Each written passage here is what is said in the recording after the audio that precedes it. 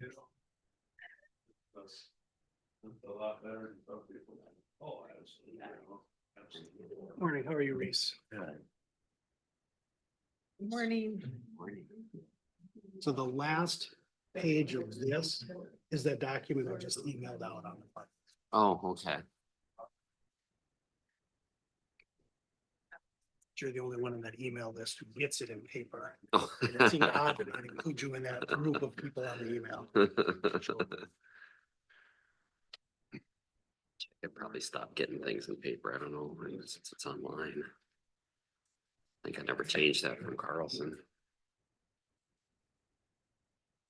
So you don't want a paper copy anymore? No, I probably don't need one. If it's, I can just easily download it and save some paper. Perfect.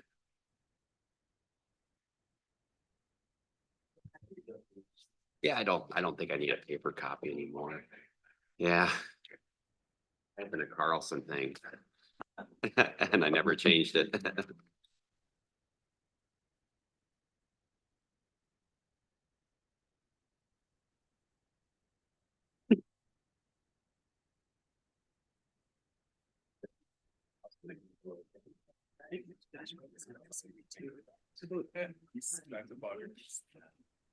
It's just $100,000 that we. That is just sat there waiting for a special occasion. It can be used for basically any legal expenditure. Okay. Except lobbying, I'm guessing, because Okay. most federal funds can't be used for lobbying. Okay. Right, it's virtually I saw 100% the fungible. Consistency, and I'm like, but this is the one, yeah, that's the one. Yeah. So, okay, Yeah, so this was a direct aid from the federal government. okay, It was part of the ARPA law. okay.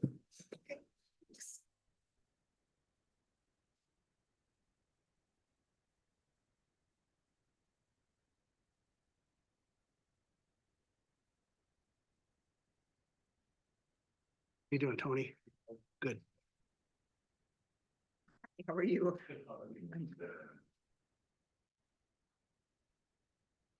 It's 10 o'clock. It is 10 o'clock. All right, we'll call the meeting to order. Please stand for the pledge.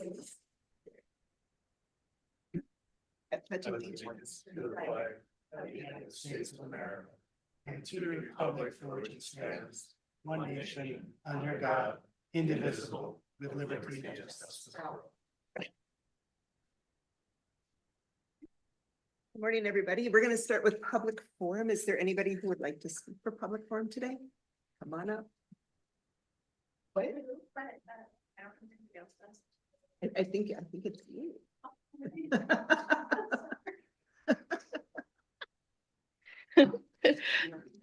Oh, Denise Weiss Graston. And so I've been here enough times. I think you guys all know who I am by now. I just wanted to touch base a little bit. I did go to the planning meeting on last week, which was really good. And listen to that. We gave a little bit of input. One of the things that had been brought up was about the comprehensive plan. And that our comprehensive plan, it's the primary policy document and the guide for the counties. Which is good. And one of the summaries in our comprehensive plan, it says to reduce crime and the prevalence of drugs in order to maintain a safe community. So when we're talking about some of these large grow houses and stuff, that's, part of a safe community, and it's part of the drugs. Because, we will be smelling that all the time. One of the two that we know that are going in. To ensure and develop and protect natural areas is water quality. One of the large facilities going in over in Graston is just, a few hundred feet from the river, from the Snake River. So that is also going to be a question. I don't believe that it's probably maybe just outside the boundaries of watershed, but it's not by a whole lot. So, that's, those are things that are promised to us as community members. So I really hope that we are able to take those into very serious when we start looking at where these can be placed. Also, I just wanted to note, and I'm just going to hand this to Dave, Oregon has reversed course and recriminalized drug possession as of September 1st because they were having such a problem with drugs. So they were the first ones to have legalized marijuana back 10 years ago. And now they're reversing course because they're having such a problem. So this will be coming down the pike for us. I also want to note that the FDA has sent a letter that they do not approve any food products containing cannabinoids and reiterate that no cannabinoids, including Delta 8, THC, have been approved in use as a food additive. And the agency expresses serious concerns about the potential harm from consumption of cannabinoids in food products. So I think that that just kind of goes to show when we were trying to talk that this is not a USDA approved product. It's something other than, it is a product, but it's not federally approved. So I'm gonna leave these with Dave for you guys to have for reference, and I thank you, and we'll talk more in the future. Thanks. Thank you. Thank you. Were you gonna attack the chairs? No. Is there anybody else that wanted to talk to public forum? Right, then we will move forward. We need to adopt our agenda. David, do you have some? Thank you, Madam Chair, members of the board. If we could add a revision to consent agenda item number 3A, Dylan Gerke, and remove the contingency upon a successful background check that has been completed. And then if we could have two additions, first item on the consent agenda, temporary wine license at the Osprey Wilds Learning Center for September 14th. And 3.1 personnel, if we could ratify the transfer of full-time corrections officer Connor Johnson to part-time status effective August 27th. And then additional information is the name of the assessment technician proposed for hiring, and that's Sean O'Reilly. And then also in your packet is an update on the ARPA funds. It should be the last page of the additions that you received, and that can just be added for your information for the budget portion of the meeting. Thank you. Madam Chair, I'll move with Thanks, amendments. I'll check. I'll second. Thanks, Steve. We have a motion by Matt, a second by Steve. Are there any questions on the consent agenda? Right, if not, all those in favor say aye. All right. Opposed? Motion carried. We need to approve the minutes of August 20th regular board meeting and the summary for publication, and the minutes of August 27th, the special budget meeting. I'll move. Thanks, Steve. I'll second. Thanks, JJ. Are there any questions on those summaries and minutes? All right, we have a motion by Steve, a second by JJ. All those in favor say aye. All right. Opposed? Motion carried. Then we have the minutes of boards, committees, and correspondence. We've got the 2024 election canvassing board, the surveyor's report, and the zoning board minutes from May and June. Are there any questions on any of those? Why don't we go move? Thanks, Matt. I'll second. Thanks, Steve. Once again, any questions on those? We have a motion by Matt, second by Steve. All those in favor say aye. All right. Opposed? Motion carried. Consent agenda. With the additions that were made to that, are there any questions on the consent agenda? Matt, we have a motion to approve the consent agenda. I'll move it. Thanks, Steve. I'll second. Thanks, JJ. Got a motion by Steve, a second by JJ. Once again, any questions on the consent agenda? All those in favor say aye. Aye. Opposed? Motion carried. Madam Chair, Yes. do you want to, before moving to the regular agenda, note that Commissioner Moore has an excused absence? Thank you. Yes, Josh is not going to be able to be with us today, and he called in it as an excused absence. Sorry about that. Okay, regular agenda. Jeff, you are on. This is exciting.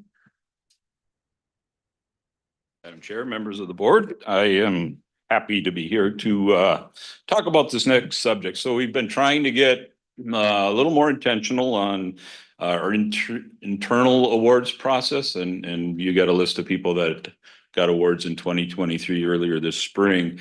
And with that, what we're also trying to get better at is recognizing when community members step up, get out of their comfort zone, and give it their time, resources, and abilities to help the sheriff's office. And so the employees are able to nominate people that they have those kind of contacts with, and it goes through our awards process. And so we're getting caught up in 2023. I have 3 awards to give out. We do have one that's pending for 24. Hopefully we'll bring that to the board in 24, or a little more close to 24. But for getting us caught up, we will look at 2023. So the first one is Quentin, if you want to come up.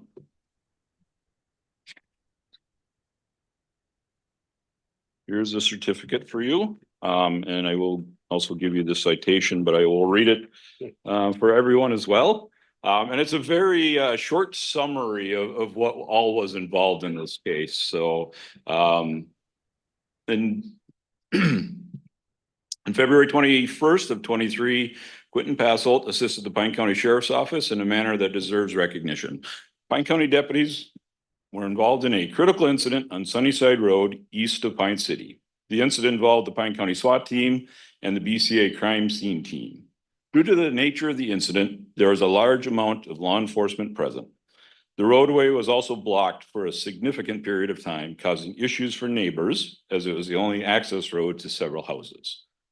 Mr. Passolt provided a heated garage space for law enforcement to warm in, a portable light tower to assist at the scene, and a UTV to transport people around the scene to their houses. He did all of this without any expectations of repayment. His willingness to provide his resources to the sheriff's office and the surrounding community assisted in making everyone safe and ensuring the incident was cleared as quickly as possible.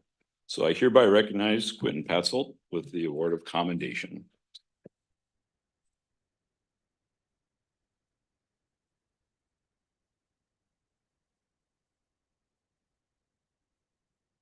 Then the next is Greg Carson. Any certain side, Jeff? No, you can go wherever you're comfortable. We can make it work. I will read the citation that goes with that. On 4/9 of 23, Deputy Jeremiah Friday was attempting to arrest a suspect in the Pine City Walmart parking lot. The suspect fled on foot and was apprehended in the roadway. While Deputy Friday was arresting the suspect, Greg Carson stopped to see if he could be of assistance. Deputy Friday told Mr. Carson that he did not need assistance with the suspect. Mr. Carson noticed that the incident was taking place in a high traffic area with a blind corner. Mr. Carson took action and assisted by directing traffic around the scene until the deputy was able to stand the suspect up and walk him towards the squad car. Mr. Carson's actions allowed the deputy to focus on the arrest and helped maintain safety for all involved. And I hereby recognize Greg Carson with the award of commendation.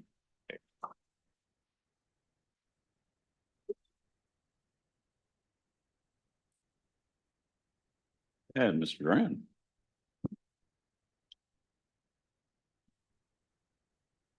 Everybody wins always. I will read the citation for Mr. Durand. On 12/18 of 23, David Durand assisted the Pine County Sheriff's Office in locating a missing person. On 12/17/23, a 41-year-old female was reported missing in the Lake Alma area east of Hinckley, Minnesota. Deputies attempted to locate the female that evening into the morning hours. Mr. Durand has a cabin in the search area and learned of the missing party.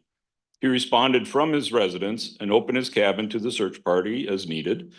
He also set out on foot and ATV to assist in the search. After many hours of searching, Mr. Durand heard the missing female yelling for help and assisted with recovering her. She was uninjured, though cold. Mr. Durand's knowledge of the area, his willingness to search on his own and provide resources to the search party expedited her rescue and maintained safety for all involved. And I hereby recognize Mr. Durand with the award of commendation.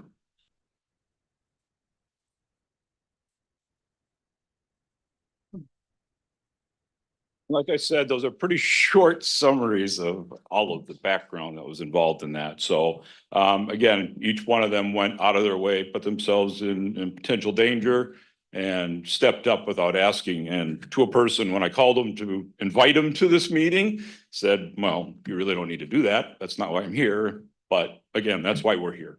because people like this back us up, so. Thank you. Thank you.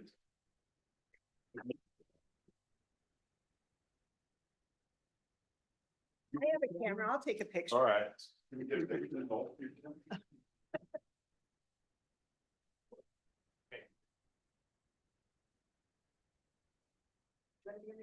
No, I'm here for the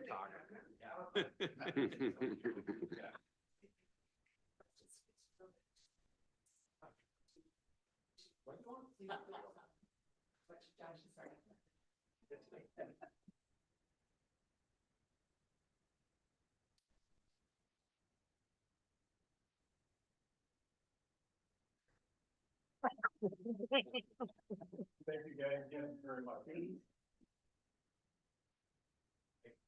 Thank you. Thank you. Well, that's a really hard one to beat. It is. We're gonna move on to the 2025 to 2027 University of Minnesota Extension Service Memorandum of Understanding. Madam Chair, members of the board, Craig Taylor did present during his budget presentations on the updated MOU for the next 3 years. And so it is presented today for formal approval, and I can answer questions if you have any. Anybody have any questions for Dave? I'll move the agreement. Thank you, Steve. I'll second. Thanks, Matt. Does anybody have any questions for Dave on this? If not, we have a motion by Steve, a second by Matt. All those in favor say aye. All right. Opposed? Motion carried. Thank you. 2024 Aquatic Invasive Species Program Amendment. Thanks, Kelly. Yeah, thank you, Madam Chair, members of the board, Kelly Schroeder, County Auditor Treasurer. So we're here today to ask for approval to amend our aquatic invasive species plan for 2024. So how the plan works typically is in the winter, we send out to all of kind of our partner organizations that work in the AIS field and ask for applications of how much funds they would need to continue their program in the coming year.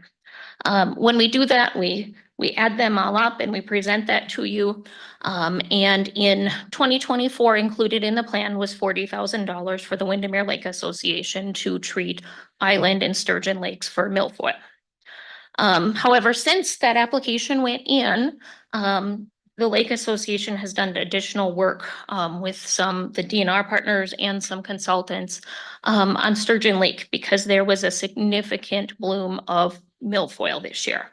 And so they are asking to try to treat the actual affected area this year, which is a total of 75 acres in Sturgeon Lake, on Sturgeon Lake. And the total cost for that is $188,000 plus. So we'd already allocated them $40,000 to treat Island and Sturgeon Lake. And so they were willing to move that Island Lake dollars over to Sturgeon so that they could get a little bit closer to that $188,000. And then they are also putting in some of their own funds to try to get as many acres covered as possible. However, we're here today to ask for your consideration. We do have a little over $85,000 remaining of AIS funds from previous years that were unspent. And so they are asking for at least an additional $30,000 to get closer to that total treatment area. And we have members here today if you have further questions about how all of that works and their different funding sources. I just have a question. I do have a question. I'm not concerned about the funding. I'm concerned about the effectiveness. Are we? We've got experts. Yeah. New experts. That's what I figured. New experts. Morning, Madam Chair and Commissioners. My name is Noah Cashman. I'm the Vice Chair of the Windermere Township Lakes Association, or the WTLA. And the purpose of our organization is to maintain the integrity and well-being of the lakes and rivers in Windermere Township. Our request is for at least an additional $30,000 in AIS funding. As was indicated by Kelly that, Kelly? Yes. Yeah, we haven't, I'm sorry. is the total amount is for treating all of Sturgeon Lake would be $188,000.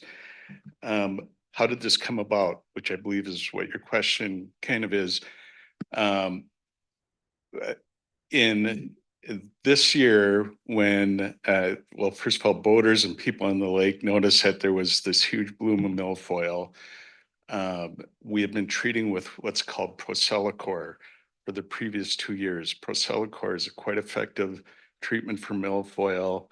It's designed to target milfoil, and we have been using it for the previous 2 years. So on Island Lake, we've had some good results. I think it's down to, I believe, 2 acres. On Sturgeon Lake, it didn't work. And we had been using an applicator company called Lake Management since, I believe, at least 2009, since the advent of milfoil on Sturgeon Lake. And have been up and down, but with Procelicor, the first year we treated Sturgeon Lake with Procelicor at approximately, I think, 42 to 45 acres of milfoil. The next year, which would be 2 years ago, we treated, I believe it was 14 acres. So it seemed to be working. And then this year happened. And after boaters and people on the lake and lake association members noticed the big bloom of milfoil, the DNR, Richard Rosenka, came in and surveyed the lake, and we came up with 75 acres. We're getting ready to apply. We found out that, well, Procelicor has a warrant, the manufacturer has a warranty where they'll come back and treat the affected areas if it doesn't work. We checked into the warranty and found out, and actually got an email back from the company, which is called Secor, that the warranty wouldn't apply because the applicator was applying at, the quote is, approaching ineffectual treatment dosages. The treatment dosage is measured by what's called PDU. I'm not sure what that stands for. But our applicator, I believe, was applying the previous year at 3 PDU rather than the recommended 5. Thus, I believe with it, from my reading, between the winter with the lack of snow cover, the warm temperatures, and the low treatment dosage, and also sturgeon is somewhat of a difficult lake to treat because of currents, and it's a lot clearer than, for example, Sand Lake. You had this big explosion, but we no longer have a warranty. So in response to that, and I'll let Mr. Yuckout, this is Bill Yuckout, who's a board member as well. We did some checking. We came up with another company called PLM, and PLM said, yeah, you should be treating at 5. They gave us some other information. If I could invite Mr. Bill Yuckout up to the podium with your permission. First of all, did I answer your question? Yeah. Okay. You know, we've been treating this stuff a long time, and I know I farm enough to know that some weeds are just plain resistant to certain chemicals. Are we at that point with milfoil where, and it sounds like it was probably a misapplication where we got to switch to a different herbicide? Yeah. You know, Well, that was my question, Madam Chair, just so I can jump into Go it. ahead, Matt. They used to alternate what they used. So it wouldn't get They used to- immune, so to speak, to the. They So is used that to- still happening?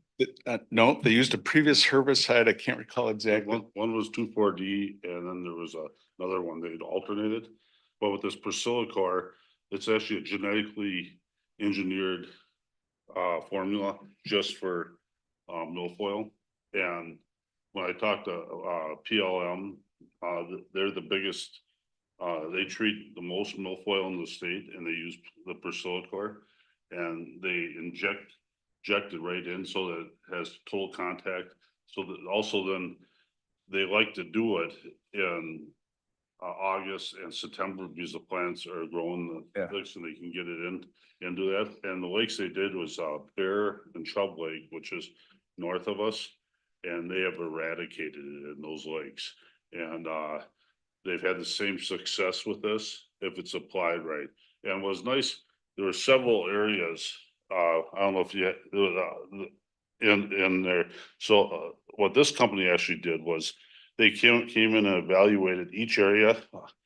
And they looked at the depth of water it was in, and they designed their dosage for the depth of the water so they can have more contact. And they also say that they themselves, Persilicor's warranty is rather vague. What it does, they only can be above 10-acre plots that they'd warranty, plus they have to be at their rate, which would be something that we could look at in the future too, but they'll, on their own, they will offer a warranty as a company that they will kill it. And they'll come back For 1 year. for 1 year, and they'll reapply it. And Persilicor, for some reason, if it was 2 years, if they did plots above 10 acres, then they have a 3-year warranty, but you have to fit all these criterias. And now since I kind of rolled into talking, I mean, you guys have been very supportive in the past to Sturgeon, and we've it's a huge asset in the community up there, but they also we appreciate that, but we've also been pretty good stewards for it. We've given money back because in other years. So I really appreciate you guys looking and supporting this. I mean, we'd like to have as much money as we can, because once the plant gets out of control, like we're at 75 acres, they wrote us a permit for 70 acres. Well, that's it. They can't treat more than that certain percentage. Well, we definitely don't want to ever get to the point where it's growing faster than we can treat. Right, So right. this is very important to us to get on top of it now. And I mean, I sit on my deck and I watch the boats come around the lake. And I've never seen this before. Is almost every other boat that goes by I hear them reversing their motors because they're just plugged with weeds. And I've never seen this type of problem before. And If I could just make a couple more comments. So in direct answer to your question, Procelicor, it's been effective on Sand Lake. We've got that down to 2 acres. And now we're going to be using PLM, who we've contacted to treat both lakes. So I don't believe that it's because, I mean, actually it's quite effective, but you have to apply it at the right rate as anybody. I mean, I grew up in the greenhouse industry and I knew that if you don't apply at the right rate, you're not going to get the results you want. So, and Bill is right. So we've got at least 75 acres of milfoil. And actually, I think there's anecdotal evidence that there's a lot more. When I look at the survey map that was done by Rich Rosenka from the DNR, I've been out on the lake and there's a number of sunken islands out there that don't show up on this map that I know have milfoil. So that's one of the reasons why our board met and formulated a plan to come to you and ask for additional money. We don't like to do it. We know it's the citizens' money and we don't like to spend it if we don't have to, but I think the lake is quite important to Northern Pine County. So we would ask for at least $30,000. We did put $30,000 of our own money, which comes from dues.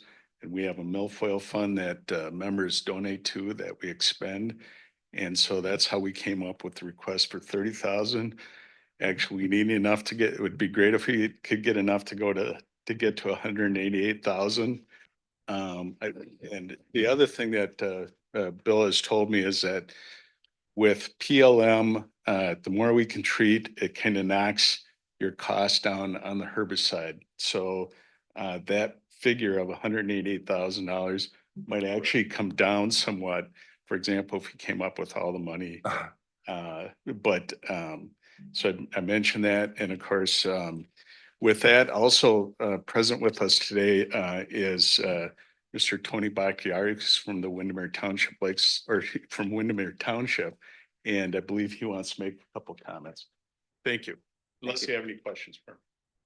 Yeah, I guess one quick question. So at the rate you're treating it now, you're gonna get a pretty good handle on it and then it'll be follow-up next year, the year after. Correct. PLM warranties it for 1 year if you use it at recommended. So they treat it a lot higher because they have that 1 year warranty. And if we came back next year and let's say if you have the little map in front of you, right in front of the public access, they is labeled area 10 of, if they treated all that and they came back next year and it wasn't dead, they'd come back and retreat it for free according to their warranty. Yes. And then if you treat enough, you can take advantage of a 3-year warranty. Did I hear right? If you, Possibly, the manufacturer's warranty is pretty vague. I'm an attorney. I looked at it. I possibly, I don't know. It's a little vague, but PLM, actually, when we were speaking to PLM, they said they've had such good success that they were kind of running out of work this year because they're using Procelicor and they're having really good results. And we know that's true because Chubb and Bear Lake, which are just north of here, north of us in Windermere Township, they can't find it. It's gone. And Chubb Lake was infested. yeah, So, yep, I remember that. Yeah. And then we share Sand Lake, of course, with Carlton County. correct. And they've been really good with helping out also with Yeah. theirs. Yeah, and then you said there are extra funds in the AIS, you said? Correct. So we have about 85,124 remaining funds that we could spend. I would just caution you on spending that because we have been using those to fund our annual plan. So should we use all of those funds? We've been using about 40,000 of those year after year. So should you spend all of those, then next year we would not be able to fund every request that comes forward. As we've done, we would have to tell some people no. And then Madam Chair, and then with Kelly here, that'll probably be the best time to ask. The Parks and Recreation Fund is sitting at over $600,000 right now. Correct. Would this be any chance for the rest of the board to ever consider? It is recreation. I mean, that's indisputable, and it's more of just a treasure than Northern Pine County. People travel even from Southern Pine County. There's a lot of residents around here even that recreate up there. Would that ever be a consideration to use some parks and recreation money towards something like this? That would be at the pleasure of the board. Yeah. It could be talked about. So Madam Chair, Go ahead, Matt. I'm more interested, is the funding stream still coming? So, and how much do we get every year? About 119,000, if I'm thinking right, 150? 114,000 annually. And our plan annually has been about 160,000. Yeah. So we're gonna run out of that extra money in that fund, Correct. no matter what we do. No matter what you I am interested to know, I can't remember how many total acres Sturgeon Lake has. 16. About 1,700, the whole site, 1,500?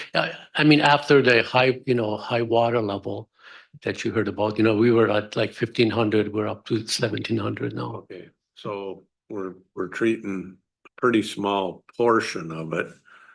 And you say anecdotally, we have, you think, more than the 75 acres. So even if we get 100% kill on the acres you treat, we're still gonna have an issue next year. Is that what you'd think? It would probably take a few years to totally eradicate it. I would say we would have milfoil, but I would say it's not an issue. That's kind of the genesis of what of our requests came from, and Bill touched on this, which is get to a tipping point on a lake, especially a lake the size of Sturgeon Lake, the water quality, meaning it's clear, and the bottom substrate, which is, really beneficial to milfoil. And so you can get to a tipping point where all of a sudden it just takes over. So that is, I mean, we talked about maybe, just trying to deal with this issue ourselves and coming back next year. But as a board, and there's quite a bit of expertise, both administrative, politically, and so forth on the board. We realized that if we didn't do something, you could lose this lake in the sense that it would become so infested that we just couldn't deal with it. Yeah, attack. We're concerned about that because it's a premier lake in not only Plain County, but in all of. It's kind of interesting. I have all of these in my notes. You guys are covering it. I mean, we understand that. We've all probably been on that. We've fished on that lake. It's a beautiful lake and What are your coordinates for your fishing spots? you don't want to follow me. Well, Madam Chair, would I be able to, or would this be the time to make a motion to at least get started on this? It sounds like time is of the essence. I think Further ask? Tony wanted to speak. Let's hear what Tony has to say and then we'll go. Good morning, Madam Chair, members of board. My name is Tony Bacchiari. I'm Vice Chair for Windermere Township. Windermere Township is the second highest tax base in Pine County, if not first. We have 17 lakes. Sturgeon Lake is the top 5% blue water in the state of Minnesota and has over 25 feet of clarity in the springtime. So it's really one of the unique lakes. Sturgeon Lake is also the second largest recreational lake in Pine County. I found that there is over $605,000, as Mr. Waldholm mentioned, available in parks and recreation. In order to do effective eradication of milfoil, we need $188,000. I'm asking for Pine County grant the Windermere Lake Association the money needed to eradicate all the milfoil has grown over last season from 14 acres to 80 acres. I appreciate your consideration. The reason it's important because I don't know if you're familiar with the Minnetonka Lake. Initially they just started, well, just the lake is too big, we can handle it. And, some people came in and just said that, well, weeds are good for lakes, just for fishing and it clears the water and stuff like that. Well, they found out too late because they didn't apply, the chemical that, was necessary. They were bringing barges in and they were harvesting it. So, if we don't manage this, like I thought we had it under control. We went from 40 acres to 14 acres, and that 14 acres was really kind of weak. It wasn't really, a good 14 acres. To make a long story short, initially we had problem because we had too much water.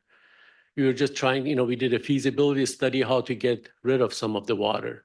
And because of milfoil, we can't really pump that water into another, lake or something because then the issue just keeps going down the road.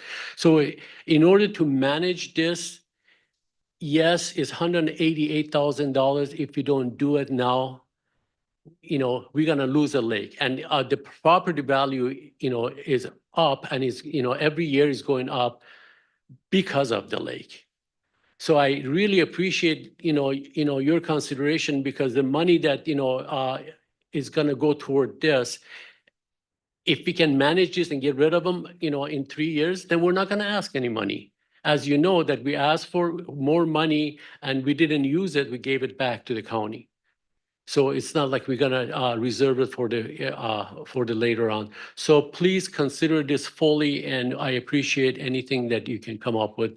And I think if we can go all the way, we're gonna help and there's some money that is already allocated. So if we can just bring it all the way to 188,000, so we can really manage this with a stronger dosage, hopefully, within a year or two, we won't be coming back. I appreciate your time. Can I ask a question? Yeah. How much money do you have in the Lake Association that you can put towards this? $62,000. 62,000. Yeah. Thank you.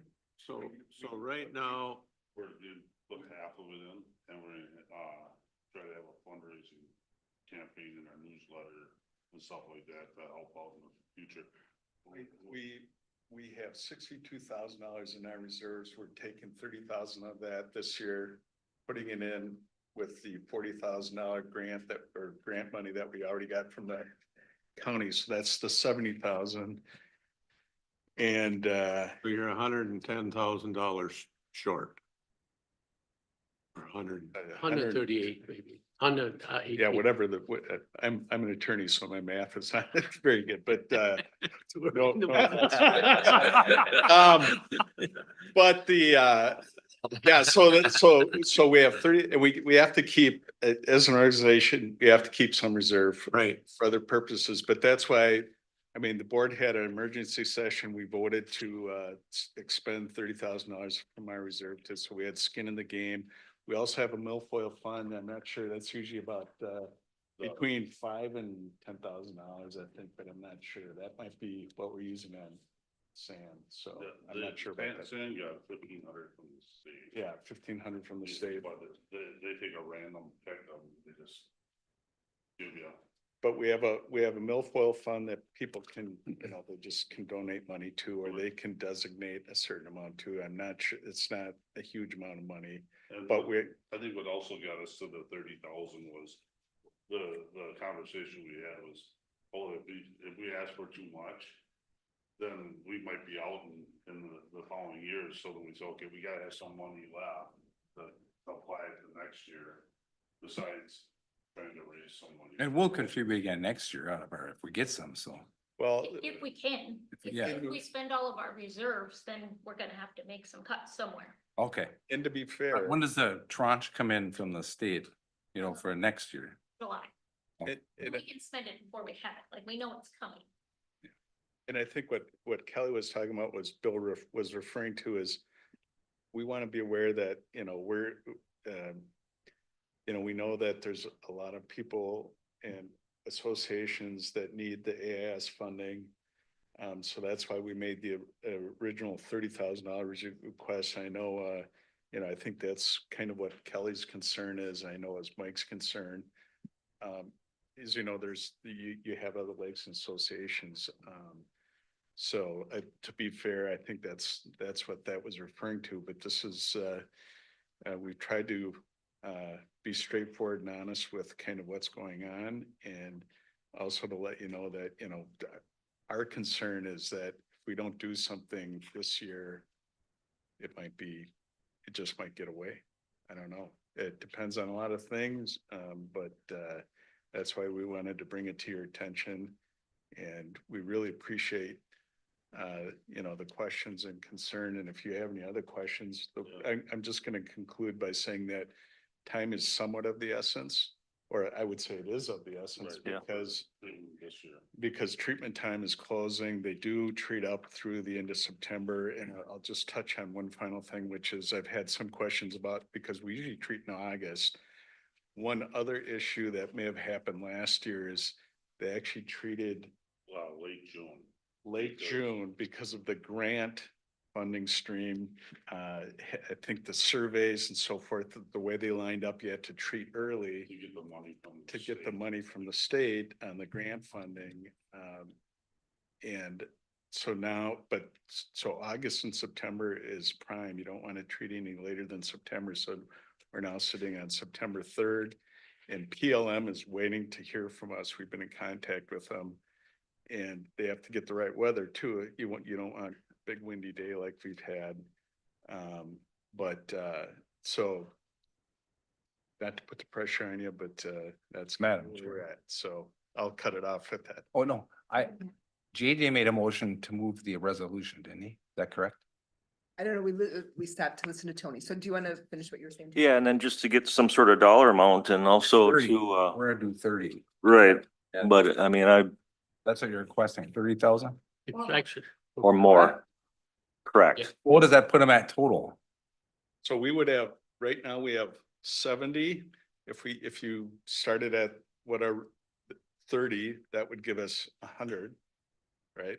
So we would be doing 70 and the Lake Association has 30. And Sturgeon would be treated at about 50%. And then- Association has 30, they have 40,000 for grant funding. Right. And then they're requesting 30,000. So, Right. yeah, so that would be a total of On top of 100. it. That would be a total of. My And math that is keeps correct. you with some, Kelly, that- My earlier warning. Yes. I just want to understand By that. that $40,000 grant is county money. Right. So it's, yeah, so they got 40 in the original plan, and so in the resolution will be another 30 for a total of 70 from the county. But it's coming from AIS funds. Yeah. I'll second that motion. So JJ, did you finish your whole motion? No, I did not. So thank you for asking. I guess what I'm just looking at is like, again, back to the parks and recreation fund. And I know we just did some improvements on a lake in Sandstone, Crooked Lake. And I'd love to have even conversation about that, because anytime you even, add another landing, I worry about infestation of every lake, not just Sturgeon Lake, of course, and there's a lot of lakes in this county we have to consider. But even with that new landing, I don't know if we're gonna do the same safe measures that we did up in Sturgeon Lake with posting signage and, warning people always of the spread of milfoil and everything, but we spent some monies there, so I would like to take at least 30,000 of the parks and recreation also and throw towards this. I mean, I truly understand the urgency of this, yes. And being the second largest lake, and then just looking at what it contributes to our bottom line down here for the property tax on that lake. There's 320 parcels on Sturgeon, and in 2019, we added up the parcels on the lake, and the county at that time was receiving 850,000 from the tax base on Sturgeon Lake. So, I don't know what that was at now, you guys know that everything was out, so. Yeah, Kelly would have, she'd be the one that would, right, but, oh, I know it would, but she would know. So I definitely want to add to it out of our parks and recreation. Madam Chair, JJ. follow-up question for you. Sure. So if you get the $30,000 from us now on this, with yours, do you think that'll be enough? So when next year you got a shot to knock it down? Can you knock it down good enough so it shrinks it to a more manageable? That's my question. I'm thinking that if you have 188, then it's gonna knock it down, and within probably just kind of wrap it up to clean it up the following year. But if we just like piecemeal it, just put a little bit this year and, then continue, because the snow cover, that's the problem was the snow cover. We didn't have any snow, so that milfoil never stopped growing. I understand. Yeah, so I'm thinking that, let's get it as much as possible right now so we can nip this. And versus just saying, okay, we'll do 30,000, we throw a little bit money at it, we just kind of because if we just take care of part of it,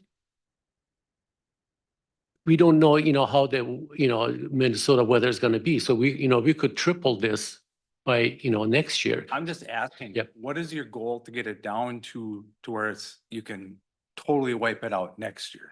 Because you're not going to wipe it out this year. Commissioner Ludwig, I can't really answer that question. What I can tell you is that when we've been speaking to PLM, they say, depending on how much money you got, they'll treat certain parts of the lake. So for example, with our current funding, it would probably, if you have your survey maps in front of you, it'd probably be that northern 40% of the lake. Because what happens is when they treat it, they get some kill outside of their actual treatment area. So if you treat the whole lake, for example, you get really great kill because the whole lake has herbicide focusing on milfoil floating around it. Then you start looking, if you can't treat it all at once, then you start looking at certain areas. So kind of that northern basin, and then you've got Sunset Bay and kind of around to Ray and Marges, if you're familiar with the lake. And then you've got actually a huge chunk of it up by the YMCA. And then, as I said, anecdotally, we know there's out on the Sunken Islands, there's Yeah. we've I'm seen on that lake. milfoil. I'm So, familiar with it. So where you're talking.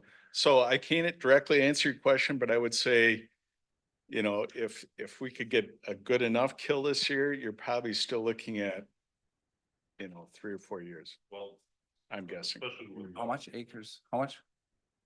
Acreage, I can't tell you. This was just kind of my, So there's about 75 to 79 acres in the area that was surveyed. And the area that was surveyed was offshore. Just, they did not survey, cross pattern on those sunken islands, because I'm a fisherman and I know it's out there. But if you look at the way the survey was done, it was around the perimeter. I also feel that, you know, boats spread it, but also there's just tons of pontoon traffic that travels the shoreline, so. PLM will decide where they want to treat but we would like to regain as much area in that area where the traffic is, so we'll minimize the risk of spreading. As an association, we're not going to tell them, they know what their product does and that they're offering the warranty. They can look at it and then decide so we can get the warranty, but my request for that is also to treat as much shoreline as possible, because that's, you know, it's like 35 with pontoon traffics in the evening on a nice night. And that's where they're driving through the milfoil and plugging up their motors.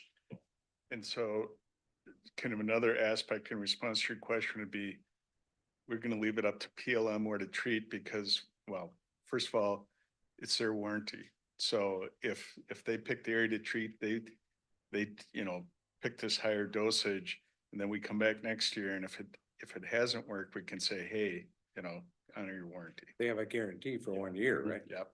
Or a change, So- yeah. That's why we're gonna kind of leave it up to them as to where to pick. So, and also, we don't want to be accused of, you know, you're a board member and, you know, so they treat it out in front of your place. We want to just leave it up to the management company. So I'm not sure if that responded to your question or not. Are there any other questions? Well, if you go back to the farming scenario, if you had water hemp in your soybeans, you wouldn't spray just this corner of the field and that corner of the field and leave 40 acres untreated. Because you get 2 plants that pop up and now you got 10 million seeds laying there for next year. I would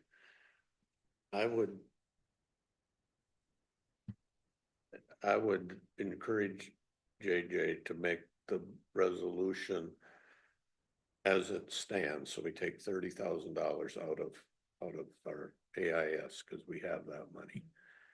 Then we have a discussion about taking money from some other pocket. I agree. And so we don't muddy that water there, because I'm not against that, JJ, because I think it's an important asset to our county. And those of us that have ever been on that lake versus some of our other lakes appreciate what you have up there. It's a beautiful, beautiful lake. And we don't wanna, and I understand the tipping point. You get to the point where you almost give up, because if 50% of that lake is infested, then what do you do? Where do you even start? You know, and I don't, if we got a chance to kind of nip it in the bud, maybe we should figure out how to get there. But I think just from a procedural point, if we do the 30,000 that was in the resolution, then we can come back and have a discussion. And I know time is of the essence. But we can see if we got money someplace else that we could pull 30 more thousand to get you pretty darn close to have some kind of negotiations with PLM to say, let's do the best job we can here.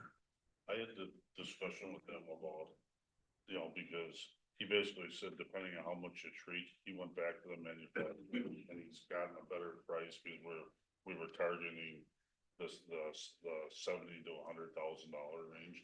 And he said that he's gotten a better price from the manufacturer, that he will be able to treat more, but he just, until we know how much, he can't lock down the exact numbers because the quantity that he buys from the manufacturer, because it goes by acre foot. So. Yep. Depending on, how the depth of water, some of those areas that are in deep water are very expensive to treat. Right. But just for a guy that, this is your into farming was. They use all the waypoints are entered into their deal, and it's just like the farming deal, it's all GPS applied with rates. And it's not just mix a container and apply it. So they actually have the same type of farming equipment on the lake as people do in the fields that. Computer map. So then the other deal is, it's kind of being a steward of the lake that we aren't applying chemicals that are not in the area that's effective. Right. Did that make sense to you, JJ? Well, again, I just worry about the timeline of this to get, I mean, I understand the urgency, and I respect Steve's, like you said, you gotta treat the whole thing. We know that. Today, JJ, Yeah. I just think that it for clarity purposes. I'm thinking with that fund, we don't know, there's been talk and there's been money spent and we don't really know where it is today and what is gonna be coming out of that, the Parks and Recreation Fund. So I think that to change that today without talking to that committee and seeing where things are. at. Right, yeah, it's at 640, 40 some thousand right now. Yeah. And there was already a few things taken out of it. Yeah. So what is your, Does it take a board action then, to get them the funding they need? Let's say we have a discussion today and we decide, and does it have to wait to the next meeting in 2 weeks before? Because that's how critical this timeline is. 30,000 that they're asking for the additional? And an 30,000. additional, yeah. Yeah, so the additional 30,000, if we choose. We can do it today. We vote on that today. Yeah.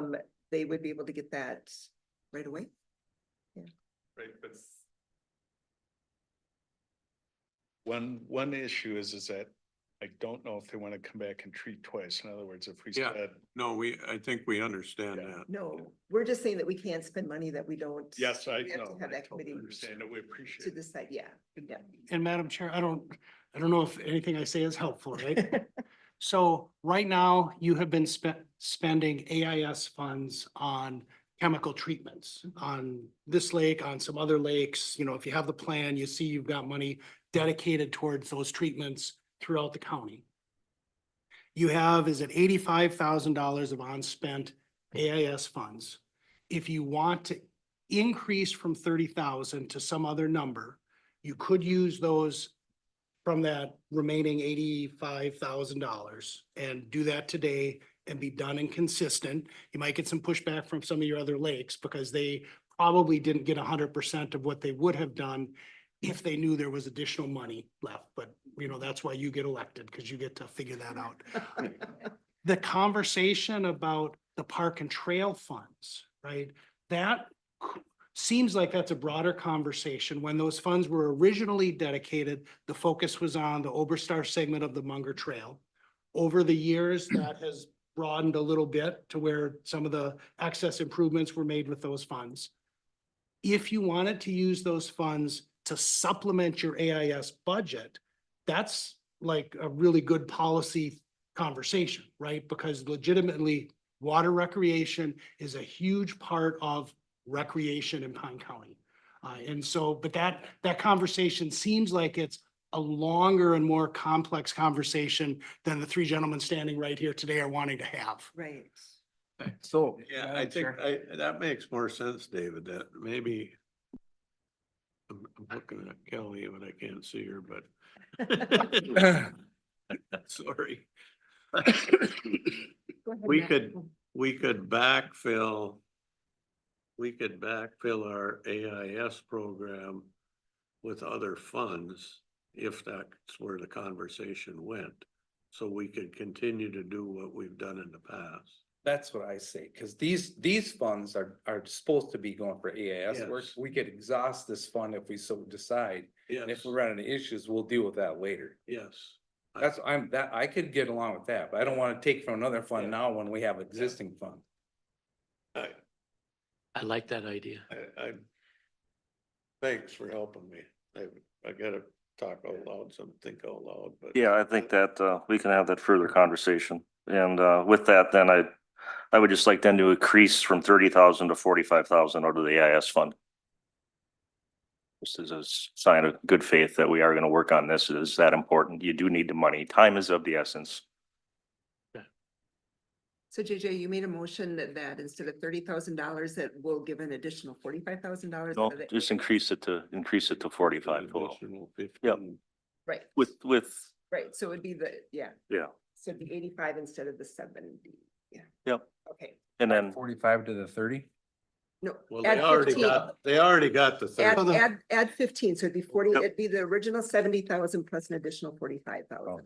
No. No, Well, our No. original was 40. Oh, the seven- I'm sorry. Yep. So this, if you look on this sheet, I'm looking. the $70,000 is the already approved 40 plus 30. Gotcha, And as okay. I understood JJ's motion, and I think you even stated this, Terry, that it would be 85. It'd be an additional 15 to the 30. Right, yes. So that number, rather than amending the plan to 70, you would amend the plan to 85,000. If I understood your motion, JJ. yes, to increase what they need right now. Yeah. To increase it by 15,000. 45. Correct. Yeah. Yeah, that'll give them some more money, still recognizing that we have to have a serious conversation as a board, what we have with our parks and recreation. Yep. And thank you, David, Yep. I agree with you 100% on how important recreation is with all our lakes.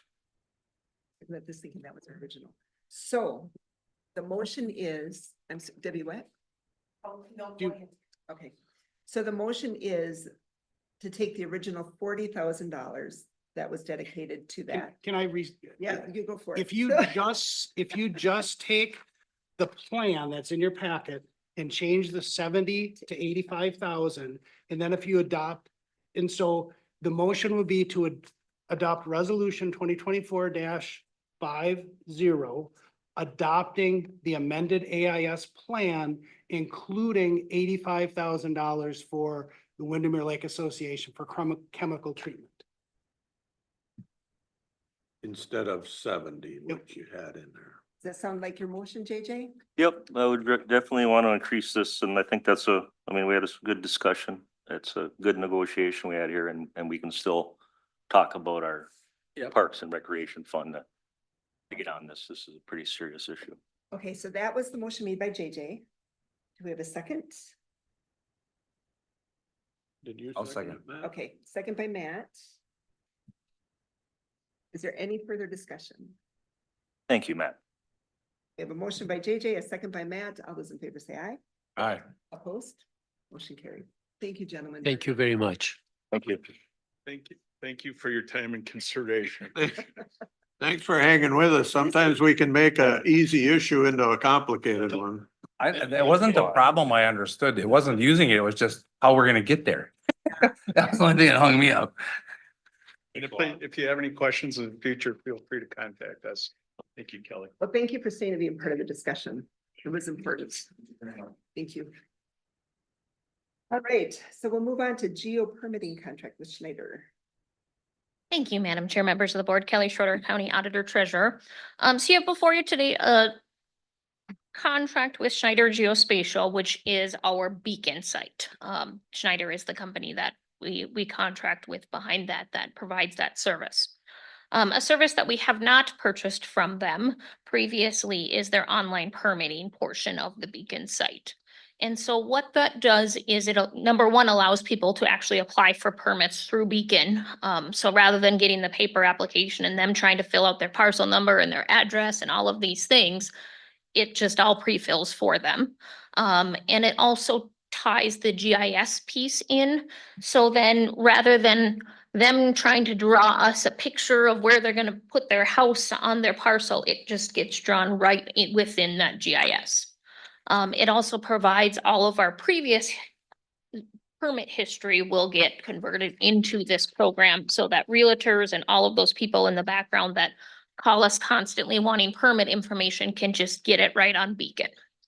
And the great thing about this timing of this is through the Kettle River Kettle River Upper St. Croix One Watershed One Plan is they right now will commit to paying the setup fee and then the first 2 years cost of it.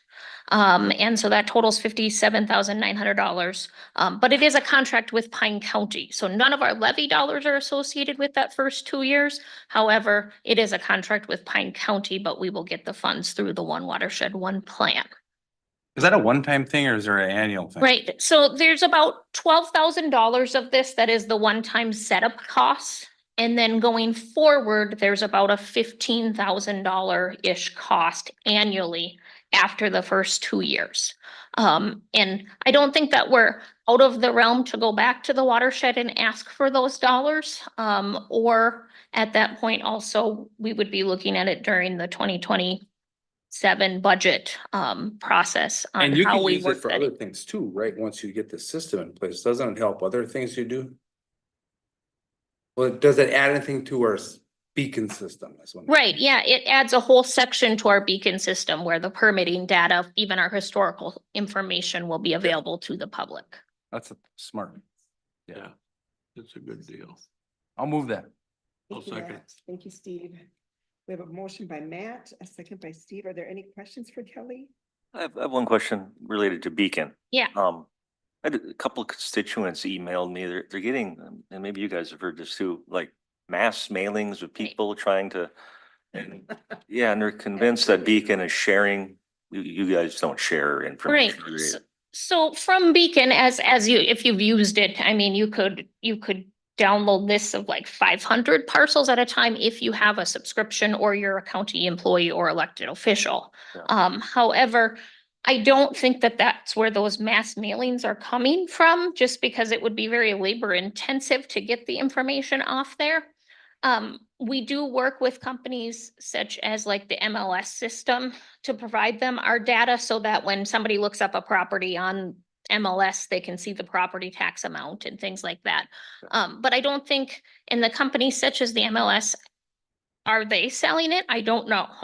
And we do not have a contract when we do those datas with like the MLS saying you can't resell this data, and maybe we should, but Sure. you know, they have a very specific purpose that they use it for as well. But we have sold reports also. So if somebody contacts us and says, I want to know everybody in Windermere Township that has 20 acres or more, or everybody that's on a lake shore, we would sell that information to people. Oh. So, I mean, that's something that we had available, and we can run those reports and sell them the report. Right. But I don't know if those mailings are really coming from Hard to say. where they're coming from. I know I get them all the time as well. We get them for like the courthouse property even I've gotten them for, and I'm like, well, Yeah, good luck selling that now. you're just kind of blindly mailing here. I just got one yesterday. Yeah. We just And I got- Right. received it Saturday. I have received But that they're concern from are citizens as well. ridiculously full. Yeah, Who would out of state. Bite on it. Right. Right. Yeah, I, Buy land like crazy. Right. so I have received those concerns as well, and I just, you know, I can't pinpoint where they're coming from, and it is information that we do have available to purchase. It's open to the public. All of our information is open to the public. Mhm. Contacts. All right, thank you. Are there any other questions on this? Okay, we have a motion by Matt, a second by Steve. All those in favor say aye. All right. Opposed? Motion carried. Thank you, Kelly. Well, I'm gonna stay You're here. gonna stay up for Kettle River? Might as well stay right there. Or just stay. So before you, you have 3 master project agreements, in relation to, the Kettle and Upper St. Croix, One Watershed, One Plan. So at the last board meeting, we had 2 things that we did. We did a master project agreement with Carlton County, and then we also did like their actual project plan, approving them spending those funds. And so those were 2 things that we did. In the actual project plan of them spending the funds, you did it, you allowed me to, you designated myself to be able to just move those forward. However, the first step is actually before any of those projects get planned out, to actually have an agreement through the One Watershed One Plan that we will work with these different entities. And so before you, which you'll actually be getting some more of these as well. You have the project agreements with Carlton, SWCD, Knabec, SWCD, and Pine, SWCD. So what that does, it just allows them to move forward to the next step of actually getting some projects going and then looking at the funding for them. I only have one question. Has our county attorney reviewed all the agreements? Yes. I will move that. So, yeah. Okay, thanks, Matt. I'll second. Thanks, JJ. We have a motion by Matt, a second by JJ. Are there any questions for Kelly? This is exciting. Let's move on. Yeah, All those in favor say aye. aye. Opposed? Motion carried. Um. I'm gonna stay here. Okay, sounds good. So before you today, you have the final plat of the estates at Northwoods, before you. And so this is a subdivision just on the east side of Cross Lake. And so it provides, the purpose of the subdivision is actually to provide the lots on the lake, the ability to purchase a lot on the other side of the road. Those lots on the lake are very small. They don't have room to park their boat in the winter or even any recreational things. And so those lots on the other side of the road are wanting to purchase. And so that was the reason behind the plat. And it has worked through the whole process. We had a preliminary plat about a month ago that you guys reviewed. And now the zoning board reviewed the final plat. And it was substantially similar to the preliminary plat. It's been reviewed by the county surveyor to make sure it meets all those statutory requirements of a plat. Our county attorney has reviewed their title opinion to ensure the person platting it is actually the owner.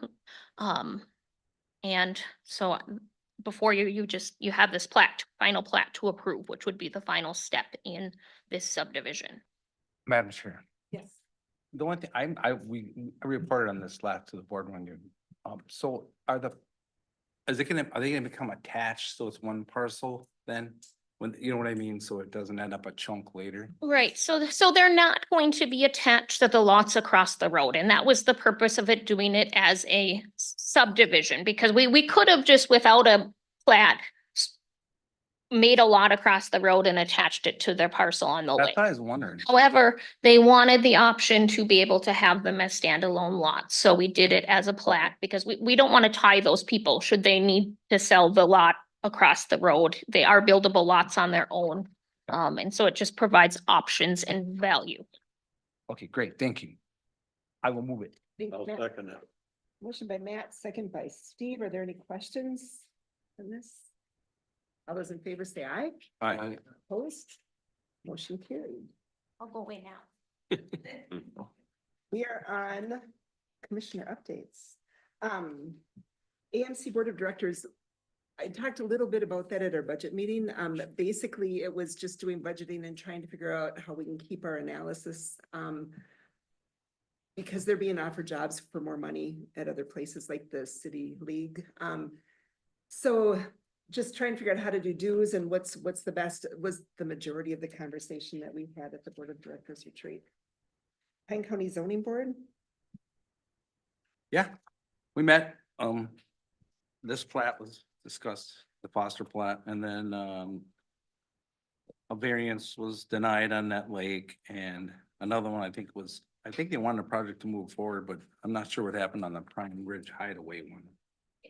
It went forward, it passed, right? Yeah, that's what I thought. So that one passed and was a pretty quick meeting until we got to the cannabis zoning discussion. And no, what I think is, I it's, heard that it was a really good discussion. yeah, well, no, the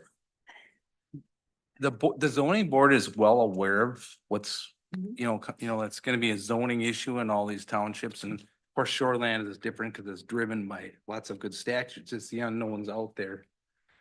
And so in the end, they decided to form a committee. And I think you had one meeting already, didn't you? They're just trying to fast track it to have something in place by the end of the year, when the things are so, or even, I think there's an October deadline where if they can apply for licensures or whatever, and if there's nothing in place and you can't say anything, well then nothing said, it'll get approved by the state. So this is for the growers. There's so many different, It's for, yeah. Right.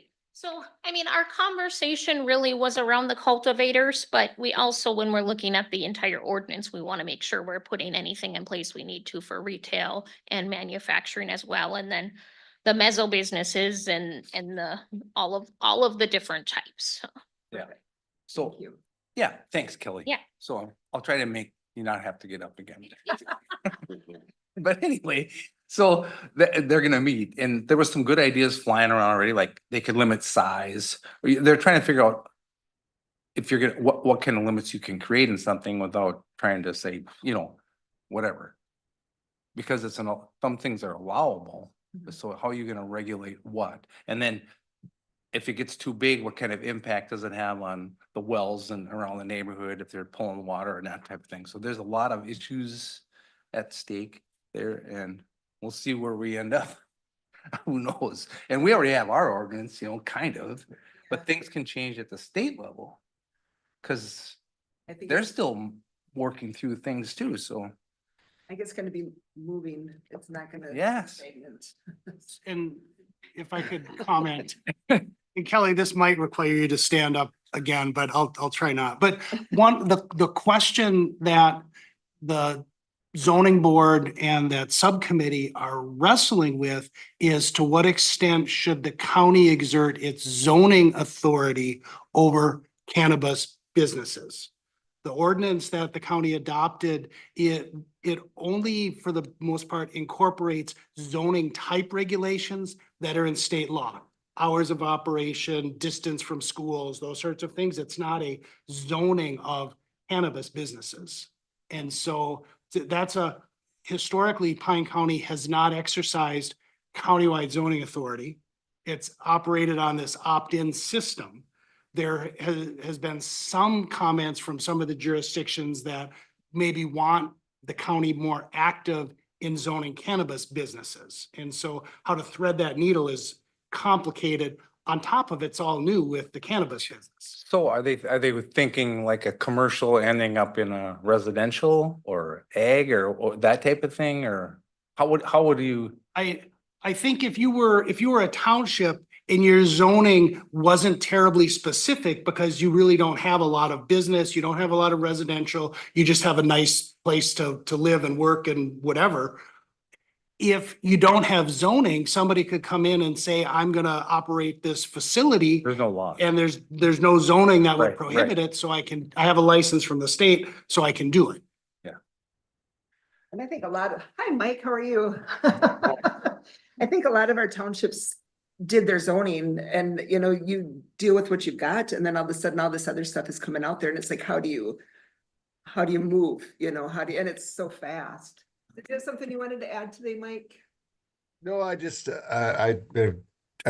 that the working with the townships in order to get this to work with them and with their own zoning ordinances in order to make all of this sort of mesh together is going to be an interesting challenge. And I think but I think that the work group had their first meeting and I thought, and Kelly led that, I thought it went absolutely fantastic. So I think we're well on our way. Good, thank you. Thank you. So while we're talking about this, because I know Josh is very passionate, he always brings this up, you know, and so we have county zoning. And I think some townships have jumped on with our county zoning. But do the townships understand that even if they did say, hey, Pine County, take over our zoning, they still pick out residential, ag, and they set it up the way they want it, and we kind of adopt the way they take it, right? So then how would we apply? How do we apply in those situations? Right, and that's some of the discussion. So the way that we were looking at doing it was using townships currently have zoning maps already, different districts in their existing townships. So what we were looking at was just having them continue those districts that they have, but incorporating them into the existing ordinance. So if they have an agricultural area within their township zoned already under their township zoning for cannabis, we'd also be looking at it as an agricultural area. But they would still have a say in how they want their township to be set up. So- Right, so- and that was a piece too that we discussed quite a bit is, you know, we can direct these things to where we want them to be. However, unfortunately could land back on the township's lap because, for example, if we say manufacturers need to be in the industrial area. Well, and a township doesn't have an industrial area. So then they'll be going back to the township board to ask for a change of zoning. So no matter how we do it, it unfortunately does Okay. end up back at the township for Right, their, that's where I was gonna go next, cause yeah, they're gonna come in and say, I wanna do this, and right. change And your- current, and then they'd have to go to the township to change the zoning. okay. How long do they have to do that with all these changes coming in? Any? Like tomorrow? Well, so many townships already have a zoning map. And so once we get that incorporated within, they'd be signing likely a joint powers agreement with us and providing us their zoning map. And so when these social equity licenses go out in October, if we've got some of those joint powers down already, we'll be able to look at them and say, oh, you needed to be in an industrial area to be able to do what you want to do. So that's a no-go. And then, they'd have to take the next steps and go petition their township to change the zoning, which is a process that can take some time. Thank you, Kelly. Anything else you wanted to add on zoning? No, that was a long, sorry about that. No, it was good. This is the conversations that we need to have. This is good. Snake River Partnership, we did not have a meeting. East Central Regional Development Commission. Yeah, I was on the 26th, Donna Mora. Let's see, Williamson was elected our vice chair. I wrote that down for some, oh yeah, I was actually nominated for it. He got that position. I didn't write down the other positions. It's in the minutes, but what I thought was important here was some loan balances. The historic RLF revolving loan fund, the original amount was 400,000. There's 24,000 available. Of the COVID-19 fund, original amount 500,000. There's 181,000 left. ARPA was the original amount of 500,000. There's 241,000 available of that. And USDA, the original was 99.9, and there's still 99 left for a total balances of all those combined of 546,000. And if you want to see the minutes, I can get those. I just haven't gotten them yet. Thank you. Yep. NLX. They went to Washington to see if they could get more money from the federal government. They talked about a survey they did. What would you do if the NLX was done? 52% said that they would go to Duluth. 13% said Duluth attractions, 4% outdoor activities, weekend trips, sightseeing. The grant cycle has competition for the first time ever. So they've got competition whether they'll be able to get money. So we'll see what happens. They're kind of concerned about it. That was about it. They said that MnDOT's negotiating the contract with BNSF at this time, so we'll see what happens, but yeah. Pine County Housing and Redevelopment Authority, Economic Development Authority. Yeah, I was on the 28th. David, you can jump in anytime if you have minutes. Both buildings are full capacity. Roofing bid was awarded, but they still have to determine the exact permit costs, I believe, right, David, if I got that note right. Correct. And then we had a presentation from Luke Greiner from Deed.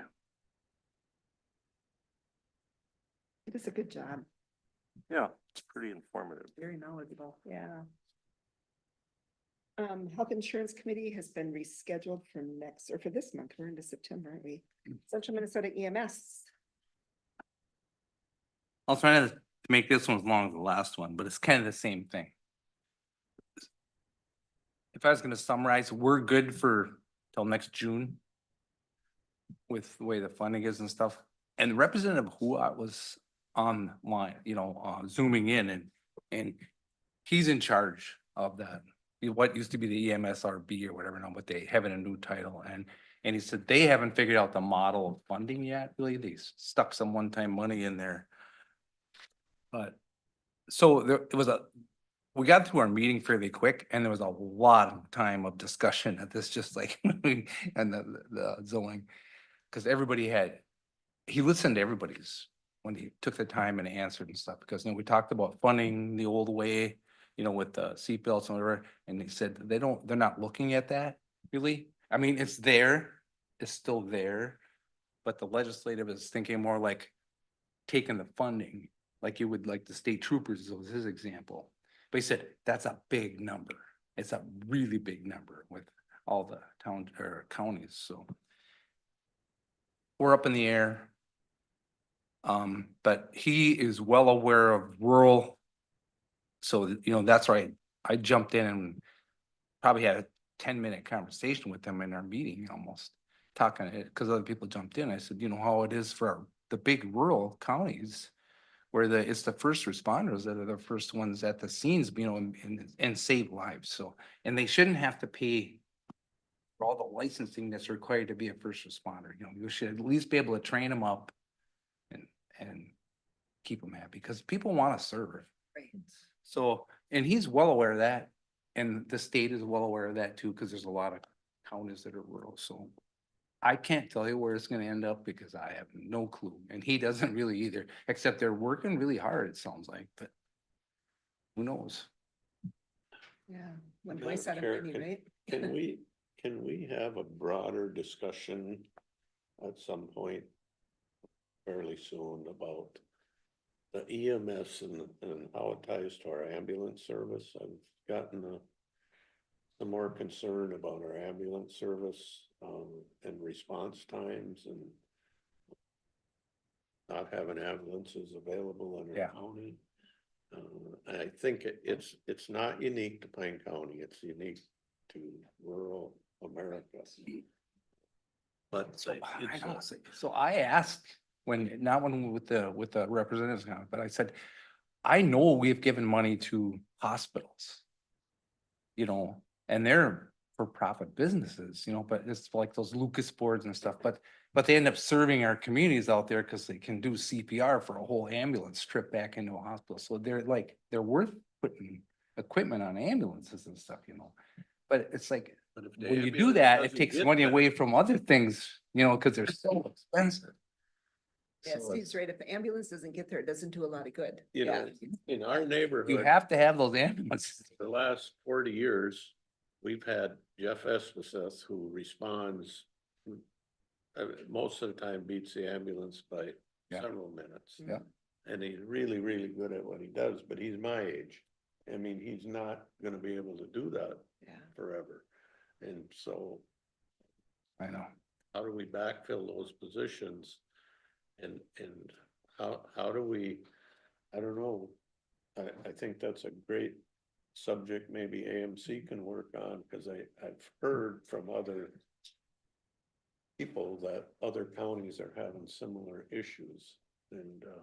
Yeah, well, people aren't really stepping up to the plate at the rate they used to either for volunteering, because society is so different now, and anti and this and that, and But it's when people dangerous. Dial 911, they expect an ambulance to be there in a reasonable amount of time, and it's Yes. 20 minutes or 30 minutes, a reasonable amount of time if you're right in downtown Pine City. Yeah, well, I'm looking at Ogama, they're 50 plus Yeah. minutes, Mhm. No, it's hard.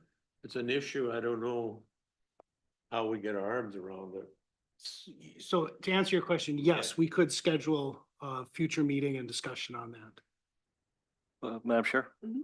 Yeah, with that, and maybe Reese could jump in on this, the opioid settlement monies are those gonna try to stay as local as can be, like between all our, small cities and small first responding groups, or they have a seat at the table, I would hope, right, of how that money gets spent and what, their immediate needs are, and like what Steve said, you have somebody that's always the first one there, and they're the the local, they could be right down the street.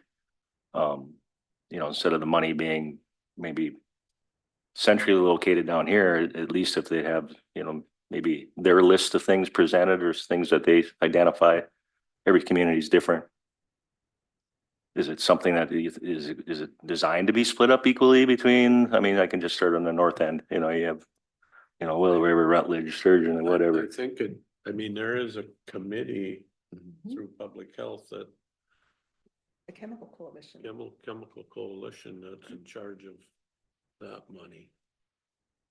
There's not a lot. We That's have the problem. It one sounded like a lot, but it's city not a lot. member that joins us on that, and he's from Hooply City. Otherwise, we don't have any other local representation that shows.